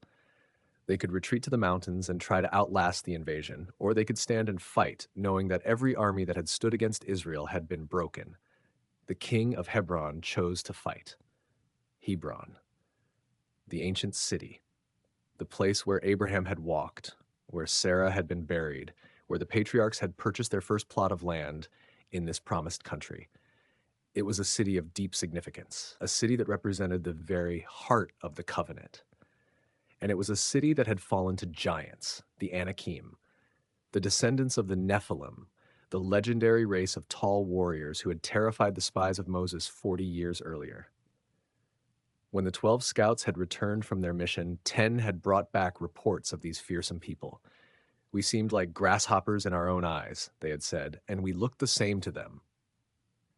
That fear had cost a generation their inheritance, but this was a new generation, and Joshua was not afraid. He had been one of the 2 spies who had come back with faith. He had seen the same giants, he had walked the same land, and he had declared, "The Lord is with us. Do not fear them." Now, 40 years later, he was ready to prove it. The army of Israel marched toward Hebron. The Anakim stood ready behind their walls. The ancient city, with its massive stones and its legendary defenders, waited to see if this new generation would break like the old one had. They did not. The battle for Hebron was fierce. The Anakim were strong, skilled, and utterly determined. But Israel had something they did not. Israel had the presence of God. The army pressed forward. The walls were breached, the giants fell, Hebron was taken, and with it, the last great symbol of the old fear was destroyed. But there was one more city on the list. Debir, formerly known as Kiriath Sefer, the city of books. It sat in the southern highlands, a place of learning and culture, a city that had watched the fall of its neighbors with growing dread. Its king knew what was coming. Its people knew what was coming, and they knew they could not stop it. Debir fell like the others. The city was taken. Its people faced the judgment of conquest, and Joshua's southern campaign reached its conclusion. The army stood on the heights, looking back at the land they had crossed. Makkedah, Libnah, Lachish, Eglon, Hebron, Debir. 6 cities in rapid succession, 6 kings defeated, 6 strongholds broken. But Joshua did not allow his soldiers to rest long, because he knew something they did not yet fully understand. The southern campaign had been swift. It had been decisive. It had broken the back of the Amorite resistance in the south, but it had not finished the war. There were still kings in the north, there were still coalitions forming, there were still battles to be fought and lands to be claimed. And in that cave near Makkedah, 5 kings were still waiting. Joshua returned to the cave, the stones were rolled away. The 5 rulers emerged, blinking in the harsh sunlight, their eyes adjusting to a world that had changed completely while they hid in darkness. The king of Jerusalem, the king of Hebron, the king of Jarmuth, the king of Lachish, the king of Eglon. They had marched out to destroy Gibeon. They had intended to crush Israel's allies and send a message to the invaders. Instead, they had watched their armies melt away under a hail of stones from heaven. They had seen the sun refuse to set, and they had crawled into a hole in the ground, hoping to escape the consequences of their choice. There was no escape. Joshua called for his commanders. He made them place their feet on the necks of the defeated kings, a symbolic act, a declaration of total victory, a message that would echo through the generations. Do not be afraid, Joshua told his men. Do not be discouraged. Be strong and courageous. This is what the Lord will do to all the enemies you fight. The 5 kings were executed. Their bodies were hung on trees until evening, a display of judgment for all the surrounding nations to see. Then they were taken down and thrown into the very cave where they had tried to hide. Stones were rolled over the entrance. The cave became their tomb.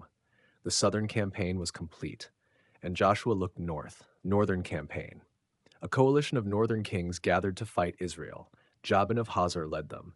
His name meant something once: power, command, authority over the great fortress cities of the north. He sent messages to the other rulers. Come fight with us. Bring your armies, bring your horses, bring your chariots. Together we will crush this invading force before it reaches us. The kings came. The king of Madon came. The king of Shimron Meron came. The kings from the hill country came, along with rulers from the Arabah south of Chinneroth, from the lowlands, from the heights of Dor on the west, Canaanites, Amorites, Hittites, Perizzites, Jebusites, Hivites, Girgashites, all of them gathered. All of them brought their forces. All of them believed that numbers and equipment would save them. They gathered at the waters of Merom, a place north of the Sea of Chinneroth. The armies assembled. The chariots lined up. The horses were hitched and ready. The commanders stood among their troops, confident in their strength. They had seen the walls of Jericho fall, but that was an anomaly. That was luck or coincidence or some trick they did not understand. This time would be different. This time they would meet the Israelites in open battle. This time they would crush them. Joshua received word of the gathering. God spoke to him, "Do not fear them. By tomorrow I will hand all of them over to Israel, slain, hamstring their horses and burn their chariots." The command was clear. Joshua would not build a cavalry corps for Israel. He would not accumulate the tools of human warfare. He would trust in God alone. Joshua marched his army through the night. They moved north toward the waters of Merom, traveling in darkness, their feet quiet on the path, their purpose hidden from the eyes of the northern kings. By morning they had arrived. The allied armies did not expect them. Sleep still clung to the camps. Fires smoldered where the cooks had prepared breakfast. Guards stood watch but saw only the dawn coming. Then Joshua came upon them suddenly. The chaos was immediate. Soldiers woke to find enemies already among them. Officers shouted orders to troops still dazed from sleep. Men scrambled for weapons. Horses panicked at the sound of battle cries. The chariots that were supposed to be their strength became traps. They had to be hitched, organized, positioned. By the time many were ready, the Israelites were already breaking the lines. The pursuit began, not for a short distance, but for miles and miles. The text names the places: Great Sidon, Misrephoth-maim, the valley of Mizpeh to the east. The northern armies ran, scattered like leaves before wind. Joshua's soldiers pursued without mercy. The coalition that had seemed so formidable dissolved into fragments. Soldiers became refugees. Commanders became hunted men. The alliance shattered. When the fighting ended, Joshua turned to the equipment of war. The horses lay where they had been hamstrung, their leg tendons cut so they could never run again. The chariots were piled high and set ablaze. The wooden frames crackled. The leather seats burned. The metal fittings glowed red in the flames. Any other commander would have kept these weapons. Horses were precious. Chariots were the most advanced military technology of the age. A wise general would have added them to his own forces, building his own cavalry, his own chariot corps. But Joshua was following orders that came from beyond human strategy. The Lord had commanded him to hamstring the horses and burn the chariots. Israel was not to trust in military power. They were not to accumulate the weapons that other nations relied on. Their confidence had to remain in God alone. The burning chariots were a statement of faith written in smoke and ash across the northern plain. Joshua then turned his attention to Hazor. Jabin had retreated there after the disaster at Merom. He had watched his coalition collapse. He had seen his allies scatter and die. But he still had the great city. Hazor had massive walls. Hazor had strong defenses. Hazor was called the head of all those kingdoms. It was not enough. Joshua's army surrounded the city and took it. The text gives no details of a long siege. It simply says he captured the city and put its king to death with the sword. Then came the fire. Hazor burned. The text is explicit.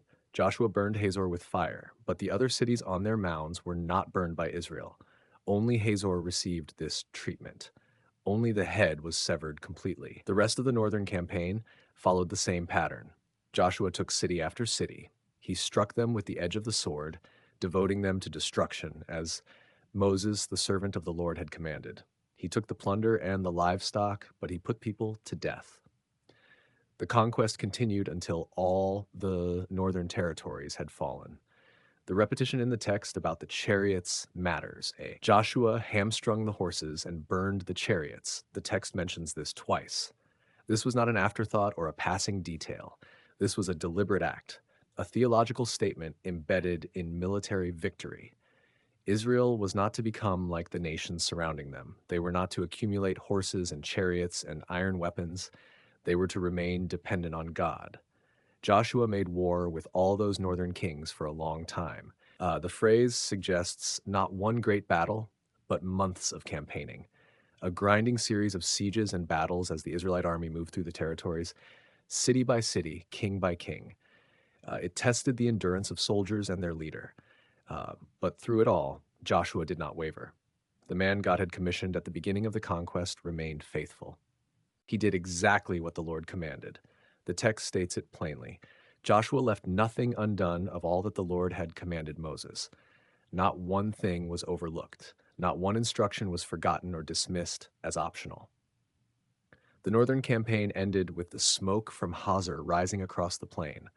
The head of the northern kingdoms had been severed. The coalition had been shattered. The advanced weapons that the kings had trusted in lay in ash and dust. Israel stood victorious in the north, but the work continued. There were still giants in the land, still cities with their defenses intact, still territories waiting to be claimed. The conquest was complete enough to be called total, yet pockets of resistance remained. Joshua's work, for now, was done. But the soldiers knew that more battles awaited, more marches lay ahead, more commands would come. List of conquered kings. Joshua's record of conquest spans a land far greater than any single kingdom.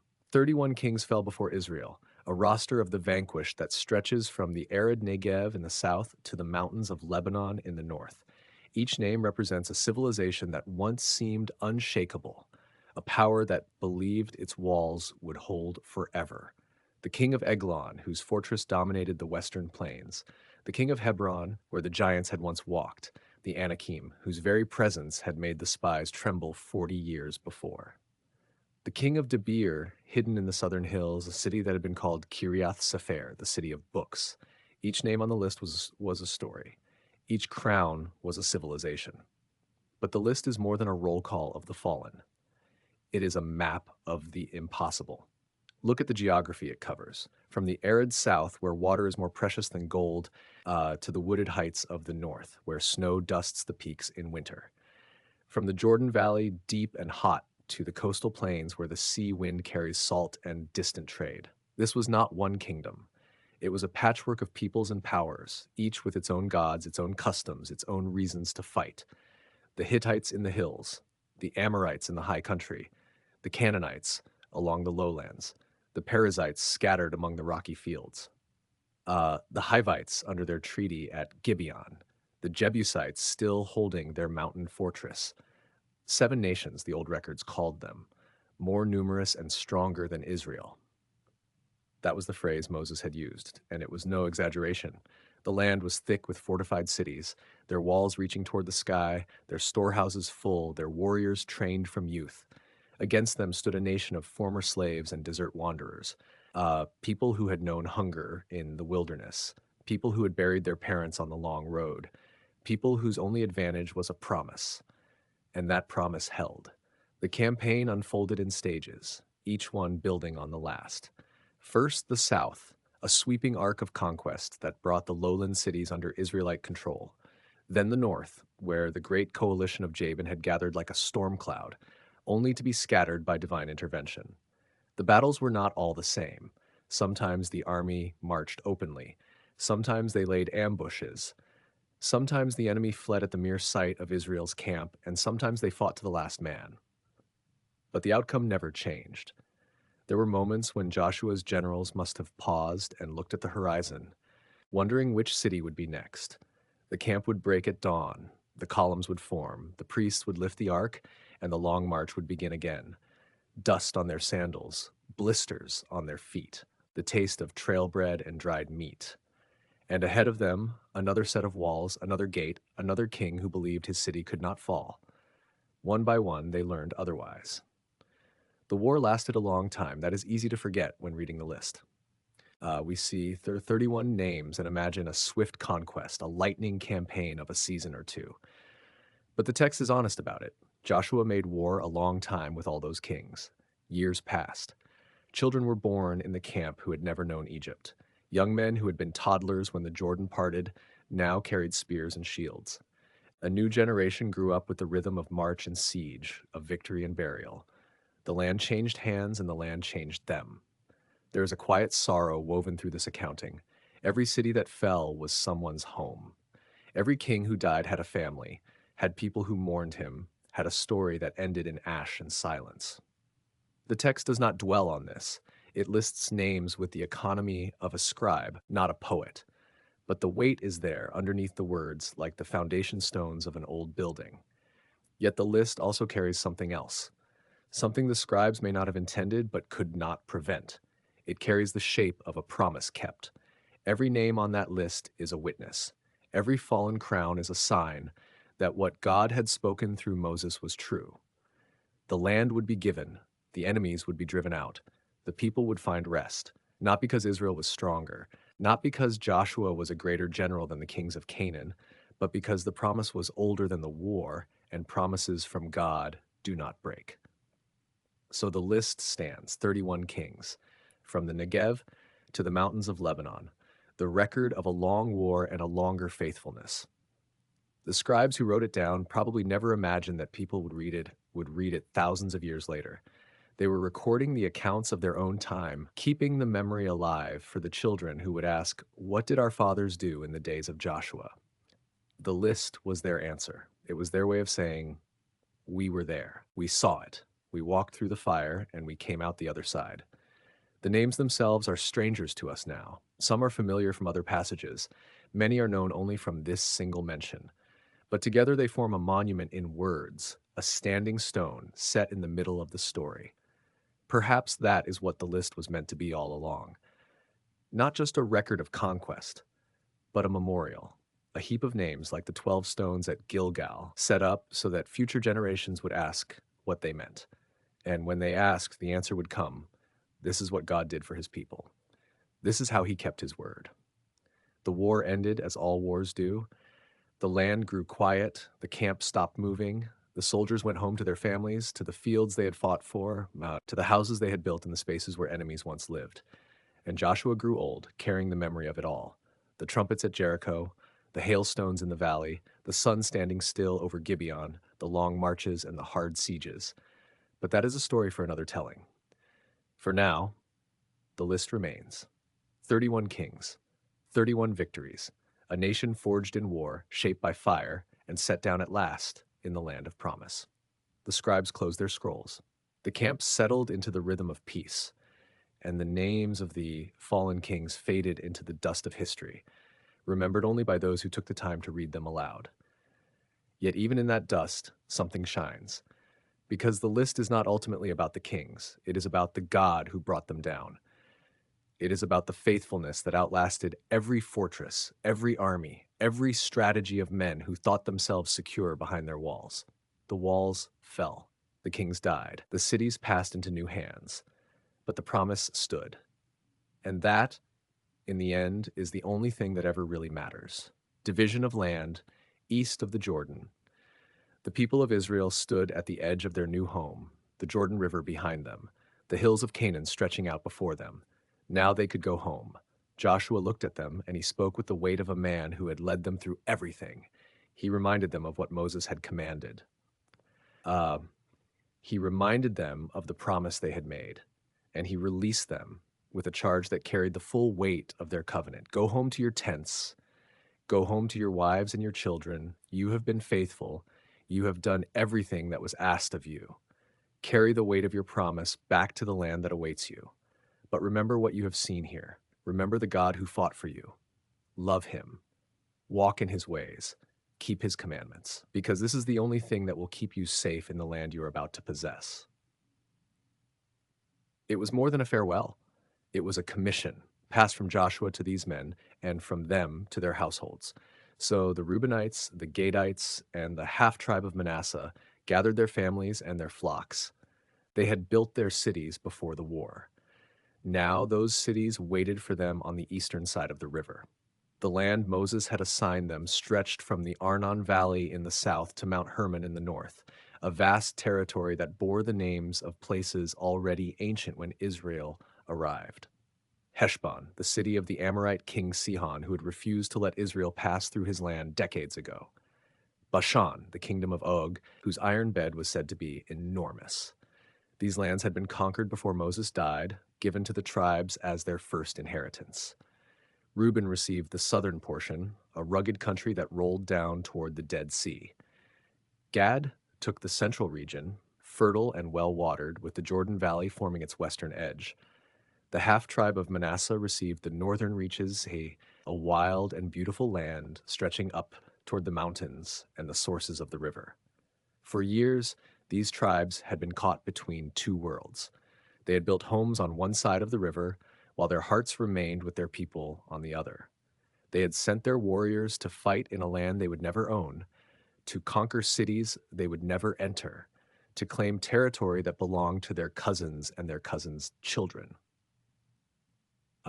They had done it without complaint. They had done it because they had given their word. Now the river would not divide them anymore. They would cross back over, not as soldiers, but as settlers. They would return to their families, to the herds that had grown while they were away, to the cities they had built with their own hands. The land east of the Jordan was theirs, not borrowed, not temporary, theirs. The moment carried a quiet power. There were no trumpets, no great assemblies, no dramatic pronouncements, just a people going home, carrying with them the memory of everything they had seen and done. They had been part of something enormous. They had watched the God of Israel fight for his people. They had seen walls fall and kings flee and armies scatter before them, and now they would live the rest of their lives on the strength of those memories.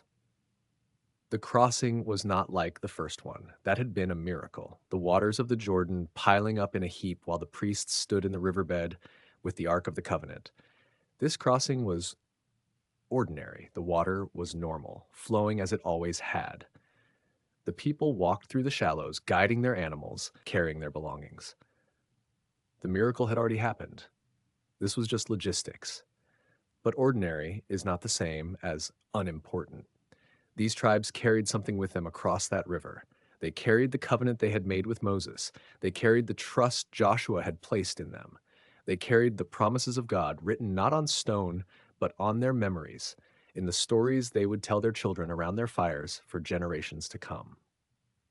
They would be the first to settle, the first to build homes in the land of promise, the first to plant vineyards and wait for the harvest, the first to live the quiet, ordinary life that the whole journey had been moving toward.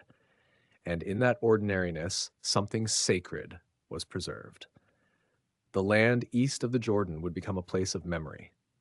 It would be the land where Israel first learned what it meant to live in the promise, not just to chase it.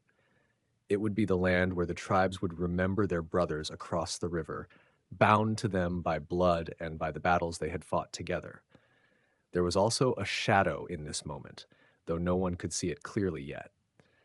The land was good, the land was spacious, but it was also separated from the rest of Israel by the river that had once parted for them. In the years to come, that separation would sometimes become distance.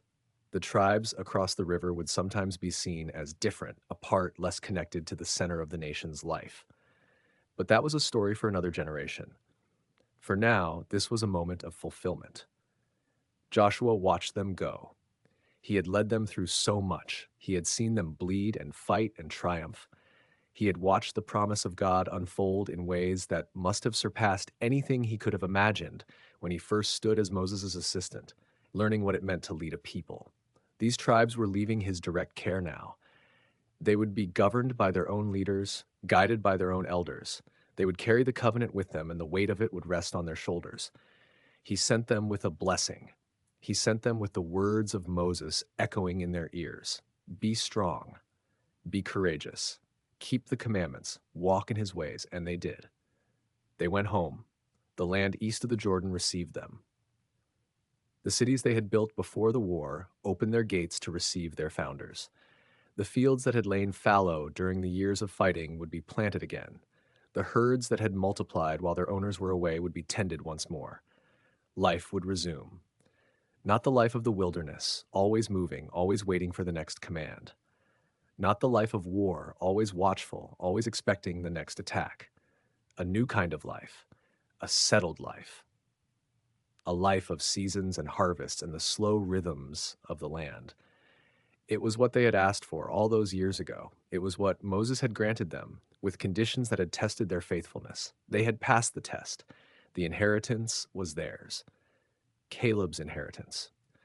Now the land was apportioned among the tribes and families of Israel, and the faithful came forward to claim what God had promised them. Among these stood Caleb, son of Jephunneh, the Kenizzite, the man who, 45 years earlier, had returned from spying the land and declared it good when all others trembled with fear.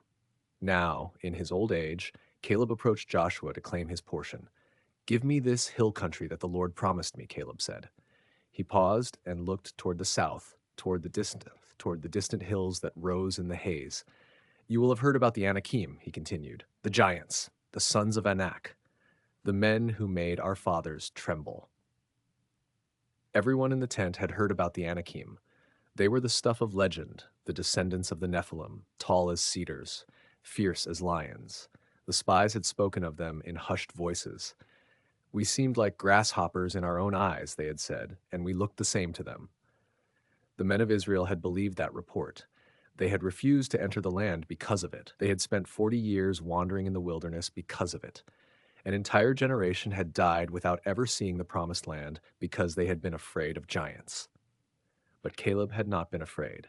He had seen the giants, and he had seen God. He knew which one was bigger. Give me this hill country, he said again. The Anakim are there. The cities are large and fortified, but the Lord will be with me, and I will drive them out, just as he said. Joshua looked at his old friend. He saw the fire in his eyes, the same fire that had burned there 45 years ago. He raised his hand and blessed Caleb.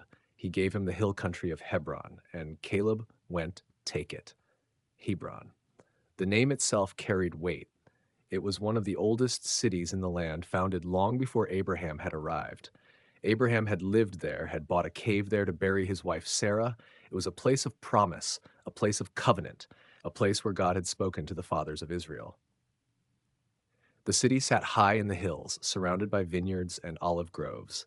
The land was rich, beautiful, exactly what Caleb had seen all those years ago. But the Anakim were there. The sons of Anak stood guard over the city, tall and terrible, the last of the giants who had haunted the dreams of Israel for 2 generations. Caleb was not troubled by them. He gathered his strength. At 85, he did not move like a young man, but he moved like a man who had been preserved by God for a purpose. He had not grown weak in the wilderness. He had not grown old in the waiting. He had grown stronger, sharper, more determined. He came to Hebron with his men, and he fought. The battle was not easy. The Anakim were mighty warriors. The city walls were high and strong. But Caleb had not come this far to be turned back. He had not waited 85 years to be stopped by a wall. He pressed forward, and his men pressed with him, and the city fell. The sons of Anak were driven out. The giants who had made Israel tremble were scattered before the faith of one old man. Hebron became the inheritance of Caleb, son of Jephunneh the Kenizzite. But the land was not yet fully his. The city had fallen, but the surrounding hills still held pockets of resistance. Caleb heard of a city called Debir, formerly known as Kiriath Sepher, and he made a proclamation to his people.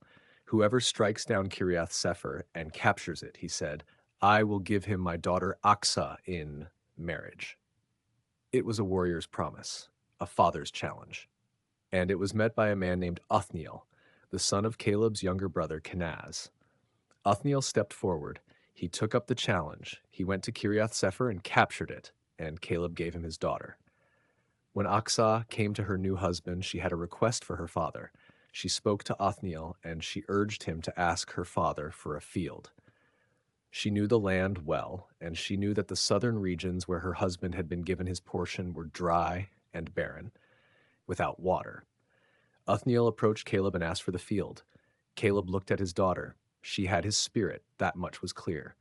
She knew what was valuable. She knew what a piece of land needed to thrive. He gave her the field, but she wanted more. She came to her father herself and asked him for a blessing. Give me also springs of water, she said. Caleb looked at her. He saw himself in her eyes. She was not content with what was easy. She wanted the land to flourish. She wanted the springs that would make the desert bloom. He gave her the upper springs and the lower springs. He gave her water. He gave her life. The land of Hebron became a place of abundance. The vineyards grew, the olive trees flourished, the flocks multiplied. The promise that had been spoken 45 years earlier was fulfilled in the life of one faithful man. Caleb walked through his inheritance. He climbed the hills where the giants had once stood. He walked the valleys where the spies had once trembled. He looked out over the land that had been promised to him, and he knew that every step had been worth it. The wilderness years had not been wasted. The waiting had not been empty. Every day of wandering had been a day of preparation. He had believed when no one else did. He had followed the Lord wholeheartedly, and the Lord had been faithful to his word. The giants had fallen. The city was his. The promise was fulfilled. At 85 years old, with white hair and a face lined with years, Caleb stood on the hill country of Hebron and looked out over the land that had been his dream for a lifetime. He had carried this promise in his heart through the wilderness, through the long years of watching others doubt and fall. Now it was his. The land was his. The promise was his. Cities of refuge and Levitical cities. And now Joshua faced a different kind of challenge. The first task was the cities of refuge. They could determine whether a death was truly accidental or something more deliberate. When a person reached the city gates, they would state their case. The elders would listen. If the story held, they were given shelter, but they could not leave. They had to stay within the city until the death of the high priest. Only then were they free to return home. Think about what that meant. The high priest's death became a moment of release, a symbol of grace.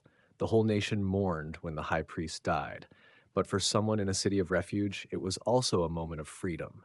There is something deeply human in this design. It acknowledged that life is messy, that accidents happen, that people sometimes do terrible things without meaning to. And it built a system that protected the innocent while still honoring the grief of the bereaved. The cities of refuge stood as a reminder that even in the harshest times, mercy could find a place. Then came the second task, one that required a different kind of thinking. The cities for the Levites. The Levites were different from the other tribes. They received no large territory of their own, no broad valleys, no coastal plains, no mountain ranges to call home.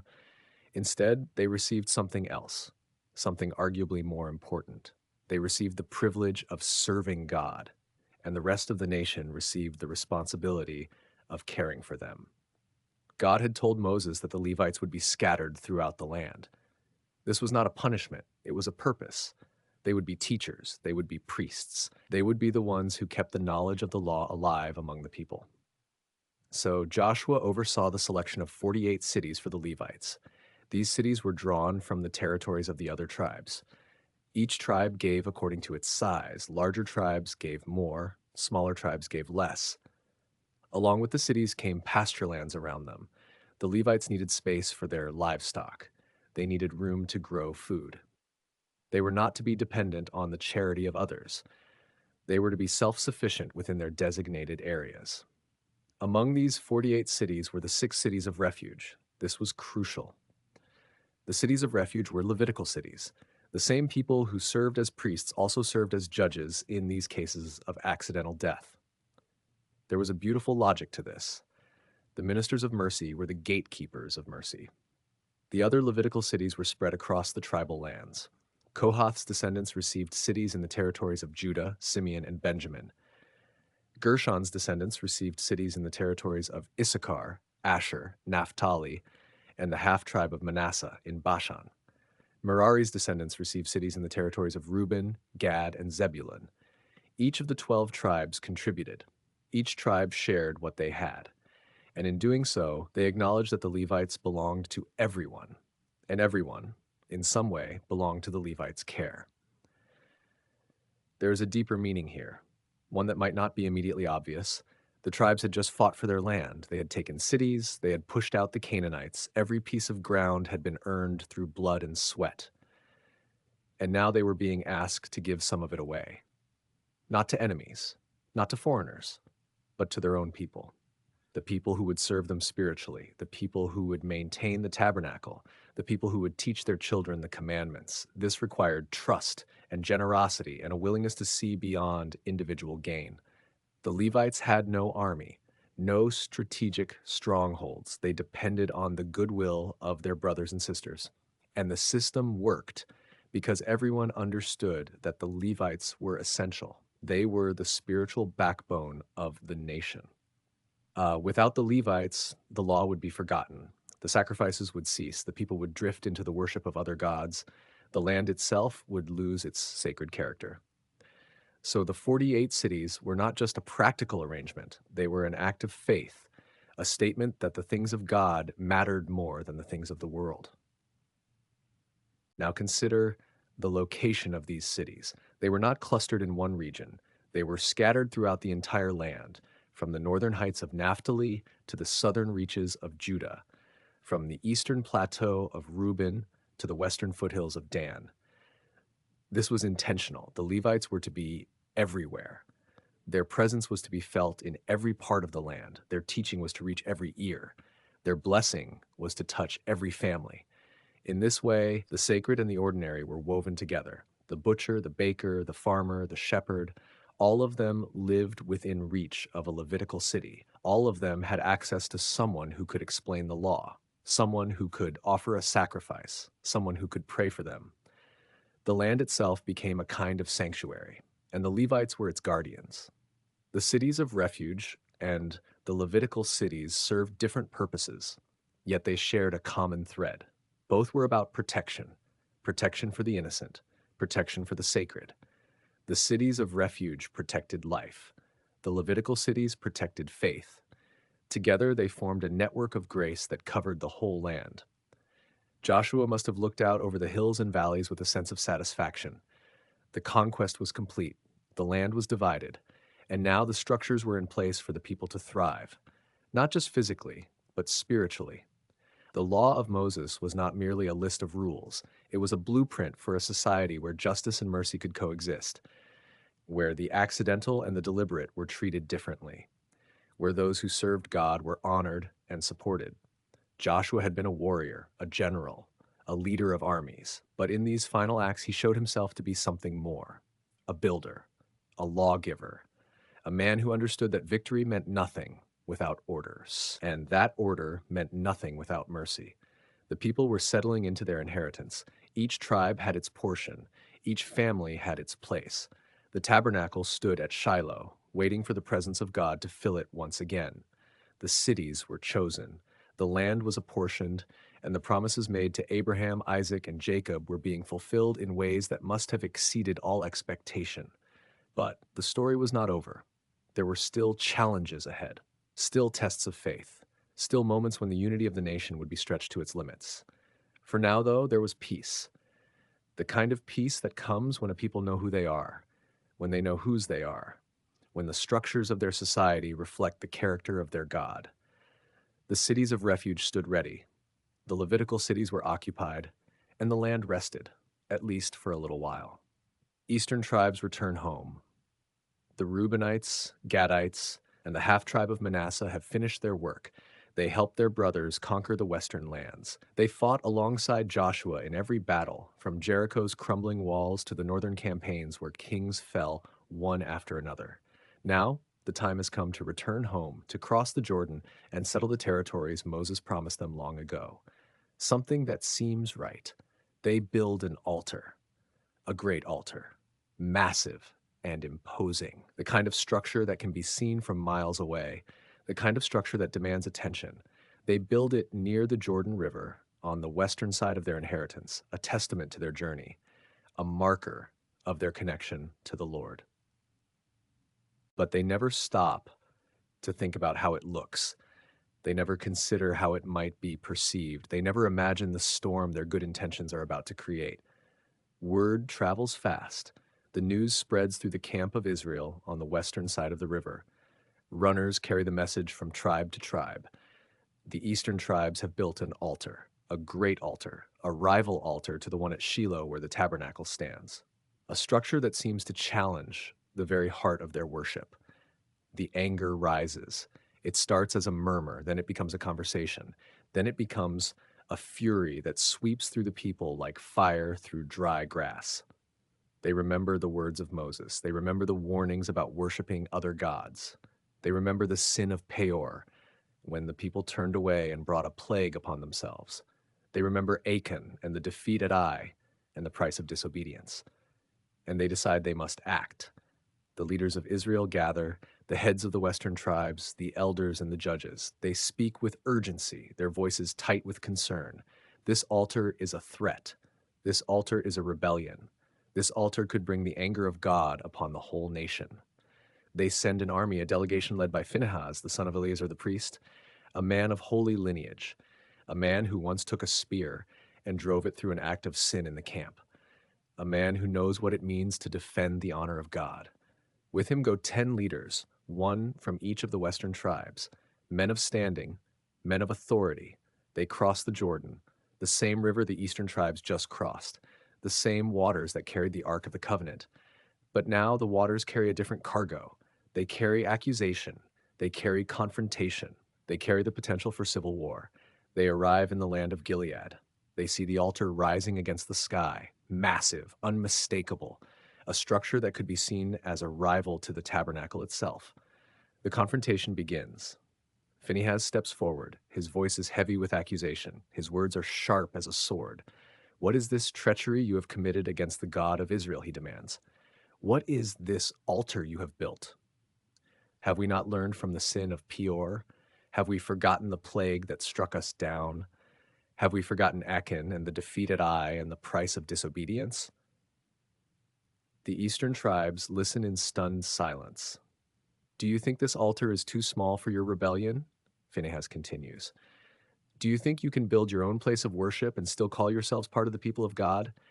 If your land is unclean, cross over to the western side. Live among us, but do not rebel against the Lord. Do not make us all suffer for your sin. The accusation hangs in the air, heavy, damning. And then the eastern tribes respond, but their response is not what anyone expects. Their leaders step forward, their voices are steady, they are not defensive, they are not angry, they are simply explaining. The Lord is God of gods, they say. The Lord is God of gods. They speak of the future, the days when their children might look at the Jordan River and see it as a boundary, the days when their descendants might say, "We have no part in the Lord, for our land is on the other side." The days when the western tribes might reject them and the eastern tribes might drift away from the faith of their fathers. This altar is not for sacrifice, they explain. It is not a rival to the tabernacle. It is not a place of worship. It is a witness, a testimony, a reminder that we are part of the people of God, even though we live on the other side of the river. If ever our children are told they have no share in the Lord, they can point to this altar and say, "Look, our fathers built this. We belong to the people of God." The silence that follows is different from the silence before. The accusation is gone. The tension begins to dissolve. The eastern tribes are not rebels. They are not turning away from God. They are building a bridge of memory, a bridge of belonging, a bridge that will keep their children connected to the promises of God. Phinehas hears their words, he sees their hearts, and he understands. He is a man of God. He knows what it means to guard the holiness of the Lord, but he also knows what it means to see faithfulness where he expected rebellion. He came expecting to find sin. He found devotion instead. He came expecting to punish. He found a reason to rejoice. The Lord is God, he declares. The Lord is God. The verdict is clear. The altar is not a sin. The altar is a witness. The eastern tribes have not turned away. They have built a monument to their faithfulness, a marker of their connection, a testimony that will speak to future generations. Phinehas and the leaders return to the western side. They carry good news instead of accusations. They tell, the people of Israel what they have seen and heard. The anger dissolves, the fear fades, the potential for war becomes a reason for peace. There is no battle, there is no bloodshed, there is only understanding. The altar is named. The people call it witness, because that is what it is, a witness that the Lord is God, a witness that the eastern tribes are part of the people of Israel, a witness that the river does not divide them, a witness that will stand for generations. The eastern tribes settle into their land, they plant their fields, they raise their families, they worship the God of their fathers. And the altar stands on the banks of the Jordan, a silent sentinel, a stone testimony, a bridge between two worlds. The danger passes, the peace holds, and the people of God remain one people, even across the waters. But Joshua is old now. His work is almost done. The time is coming when he will speak his final words, when he will gather the leaders one last time, when he will remind them of everything God has done and challenge them to remain faithful. The land rests, the people settle, and the altar stands, a witness to the generations, a reminder that the river can never separate those who belong to the Lord. Joshua's farewell address. The eastern tribes had gone home, the camp settled. Back in the heart of the camp, in the tent of meeting, an old man sat with his eyes closed. His beard had gone white, not with age alone, but with the weight of 40 years in the wilderness and 20 more in the land. His hands, once strong enough to hold a spear steady, now trembled slightly when he reached for his staff. But his eyes, when he opened them, still carried the fire of a man who had seen the sea split and the sun stand still. He called for the leaders of Israel, the elders, the judges, the officers, the heads of families. They came, filing into the space before him, their faces marked by sun and wind and the hard work of conquest. And now they stood, waiting, because they knew what this gathering meant. Joshua spoke, and his voice, though worn, carried across the silence like a bell over still water. "I am old," he said. "I am well advanced in years." He paused, letting the words settle, but the leaders stood still, because they understood that this was not a greeting. This was a passing of the torch, and the flame had to be passed carefully or it would go out. Joshua did not begin with the law. He did not begin with the blessings or the curses. He began with the past, because he knew better than anyone that memory is the root of faithfulness. He spoke of Egypt, the brick pits, the heat, the cries of the overseers. He spoke of the plagues, the blood on the doorposts, the bread that had no time to rise. He spoke of the sea, the wall of water on either side, the dry ground beneath their feet. "Your eyes have seen all that the Lord your God has done," he said. But Joshua had seen it all. From the first moment at the burning bush, through the plagues, through the night of the first Passover, through the crossing of the sea, through the 40 years of manna and water from the rock, through the Jordan, through Jericho, through every battle, every counsel, every moment of doubt, and every moment of triumph. He had been there, and now he was telling them in his quiet old man voice that they needed to remember. He moved on. His words shifted, gently, from memory to command. He urged them to be very strong, to keep and do all that was written in the book of the law of Moses, not to turn aside to the right or to the left, not to mix with the nations that remained in the land, not to learn their ways or bow to their gods or call their names.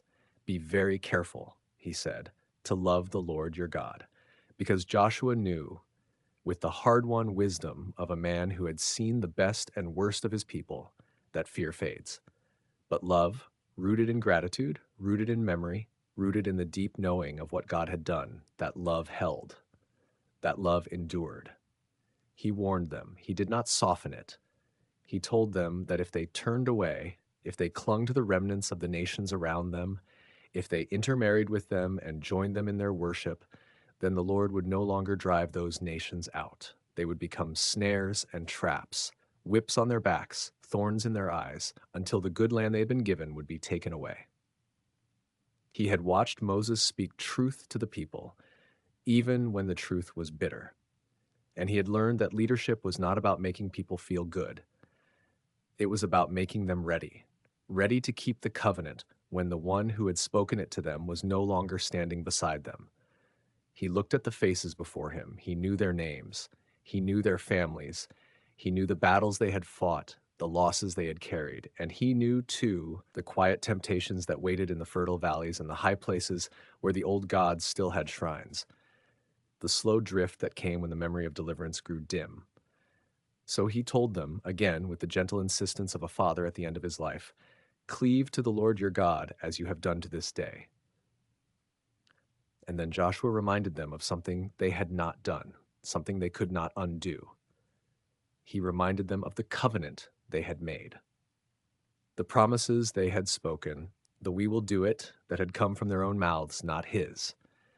And he told them that the Lord had driven out great and strong nations before them, that no one had been able to stand against them, that one of them had chased 1,000, because the Lord their God had fought for them, just as he had promised. He spoke of the land, the vineyards they had not planted, the olive trees they had not tended, the houses they had not built, now filled with their children's laughter, the wells they had not dug, now drawing water for their flocks. And that, Joshua knew, was the most dangerous kind of blessing. He did not tell them that the future would be easy. He did not paint a picture of unbroken peace. And the battles to come would not be fought with swords and shields, but with something harder to defend: the heart. He spoke of the nations that remained, the Philistines on the coast, the Jebusites in their mountain stronghold, the scattered peoples who still worshipped in the groves and on the high places. And he warned that those nations were not just neighbors. They were tests, tests of whether Israel would keep the covenant, tests of whether they would remember the Lord or drift into the quiet compromise of the land. They had heard this before from Moses on the plains of Moab, and now they heard it again from Joshua in the land itself. The trembling in his hands, the weariness in his voice, the way he paused to catch his breath, these told the story better than words ever could. Not the final one. That would come later, in a gathering at Shechem, where the choice would be laid out in stark terms before all the tribes. He ended where he began, with the call to strength. Not the strength of arms, though he had known that too, but the strength to keep the law, to walk in obedience, to not turn aside, to hold fast to the Lord.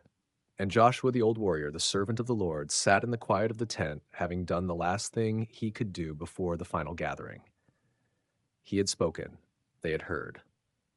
And the seed of the future, whether it would grow into faithfulness or drift into ruin, was now planted in their hearts.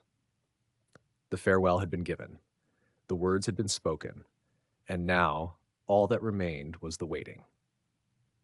Covenant renewal at Shechem. But Joshua knew something that the people did not yet fully understand. He called them to Shechem. It was here that Abraham first set foot in the land promised to his descendants. It was here that he built an altar and heard God say, "To your offspring I will give this land."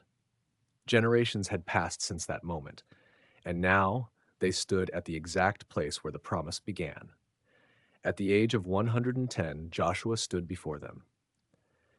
"Your fathers lived beyond the Euphrates long ago," he said. "I took your father Abraham from beyond the river," Joshua continued. "I led him through all the land of Canaan. I gave him many descendants. I gave him Isaac. Then I sent Moses and Aaron," Joshua said. "I plagued Egypt with what I did in its midst. After that, I brought you out. I gave them into your hand," Joshua said. "Not by your sword or your bow did you take this land," Joshua said. I gave you a land on which you had not labored, cities you did not build, vineyards and olive groves you did not plant. You eat from vineyards that were planted by other hands. You live in houses that were built by other people. Now, therefore, fear the Lord, Joshua said. Serve him with sincerity and faithfulness. Put away the gods your fathers served beyond the river and in Egypt. Serve the Lord. Now, if you are unwilling to serve the Lord, Joshua said, choose this day whom you will serve. The words hung in the air. Whether the gods your fathers served beyond the river, or the gods of the Amorites in whose land you are living. As for me and my house, we will serve the Lord. The people looked at each other. They looked at this old man who had led them for so many years. They remembered his faithfulness. They remembered his courage. They remembered the night he spent searching the land as a young spy, while the other 10 trembled. They remembered how he and Caleb alone had trusted God. They remembered the way he stood at the Jordan, the way he marched around Jericho, the way he fought battle after battle, never once turning back. And they felt the weight of their own hearts, the pull of the old gods, the attraction of the new land and its new temptations, the weariness of following a God they could not see. But they also felt the pull of this moment, this sacred moment, this gathering at the place where the promise began. The people answered, far be it from us that we should forsake the Lord to serve other gods, they said. For it is the Lord our God who brought us and our fathers up from the land of Egypt, out of the house of slavery. He did those great signs in our sight. He preserved us in all the way that we went, and among all the peoples through whom we passed. And the Lord drove out before us all the peoples, the Amorites who lived in the land. Therefore we also will serve the Lord, for he is our God. The words were beautiful. The sentiment was sincere. But Joshua had seen enough of human nature to know that words are cheap. Then Joshua said to the people, you are witnesses against yourselves that you have chosen the Lord to serve him. They answered, we are witnesses. Then put away the foreign gods that are among you, Joshua said. Incline your hearts to the Lord, the God of Israel. The crowd stirred. And in that moment, something remarkable happened. The people did not just say the right words, they did something about it. They went back to their tents, they went back to their homes, and they collected every foreign god they had, every small idol, every amulet, every carved image they had picked up from the ruins of Canaanite cities, every figurine they had kept out of curiosity.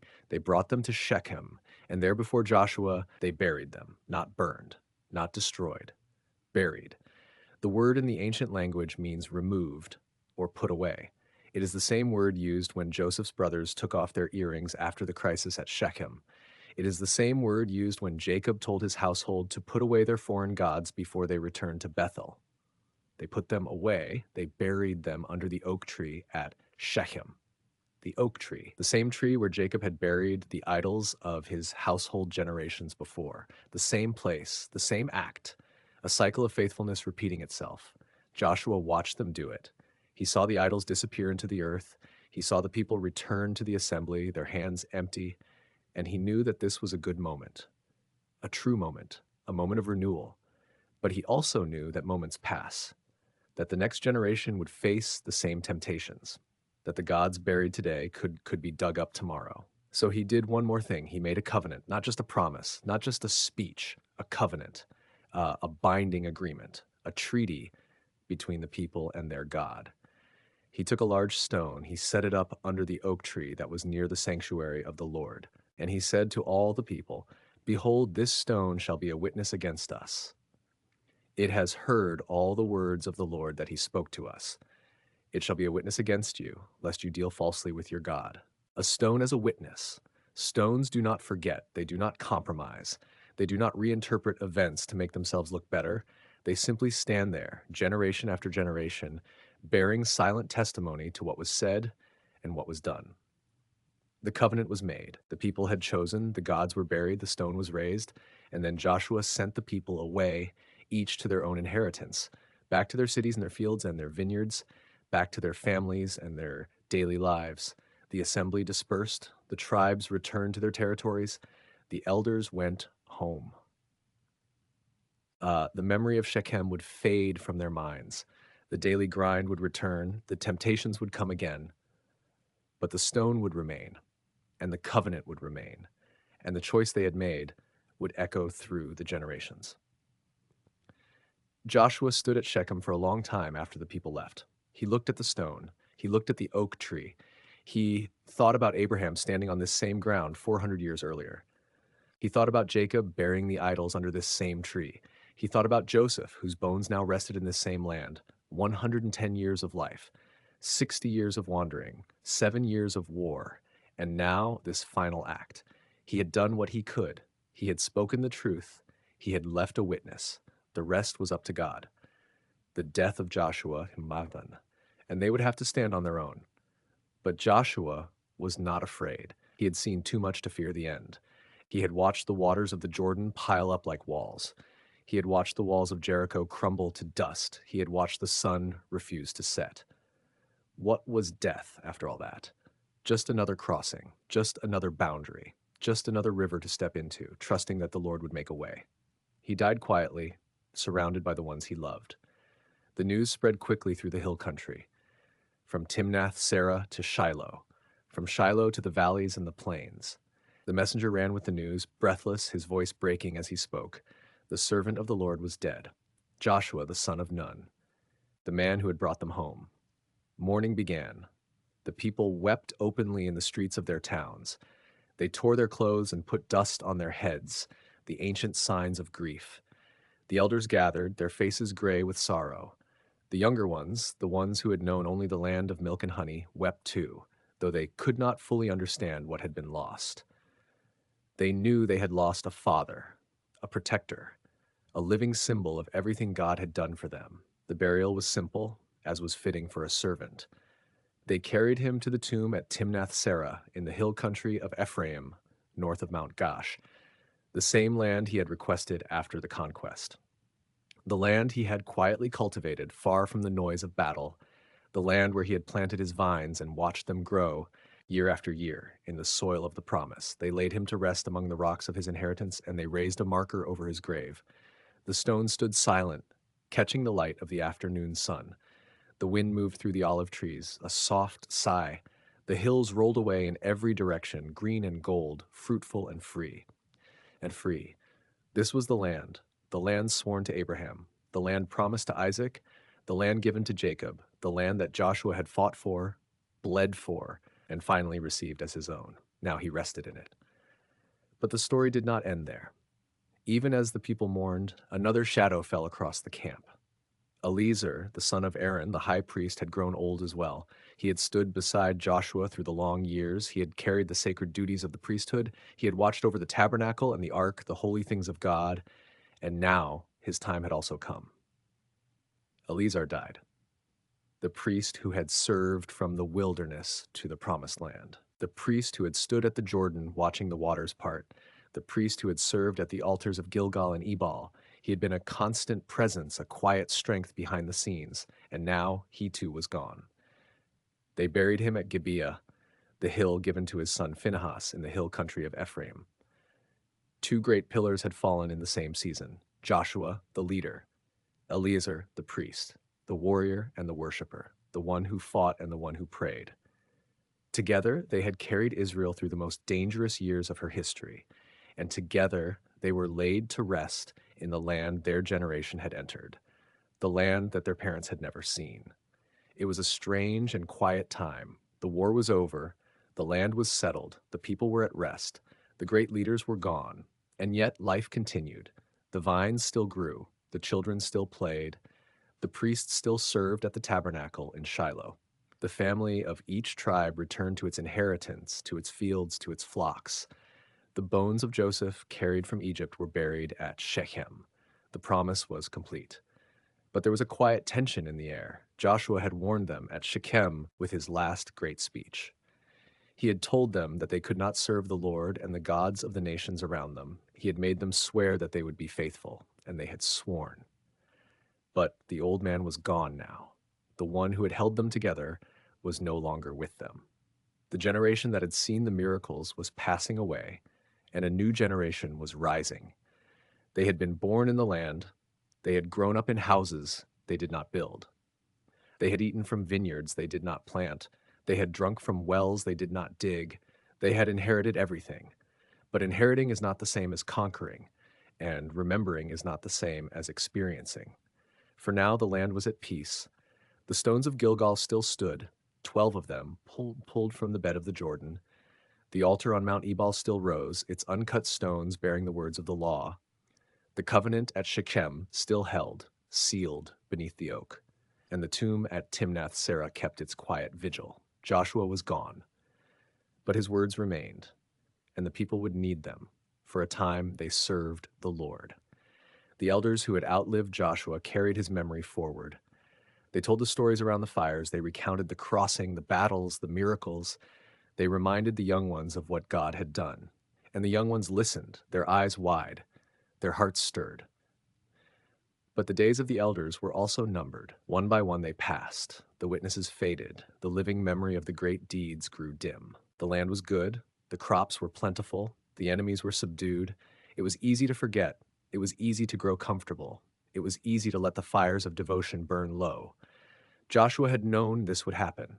That is why he had spoken so urgently. That is why he had made them choose.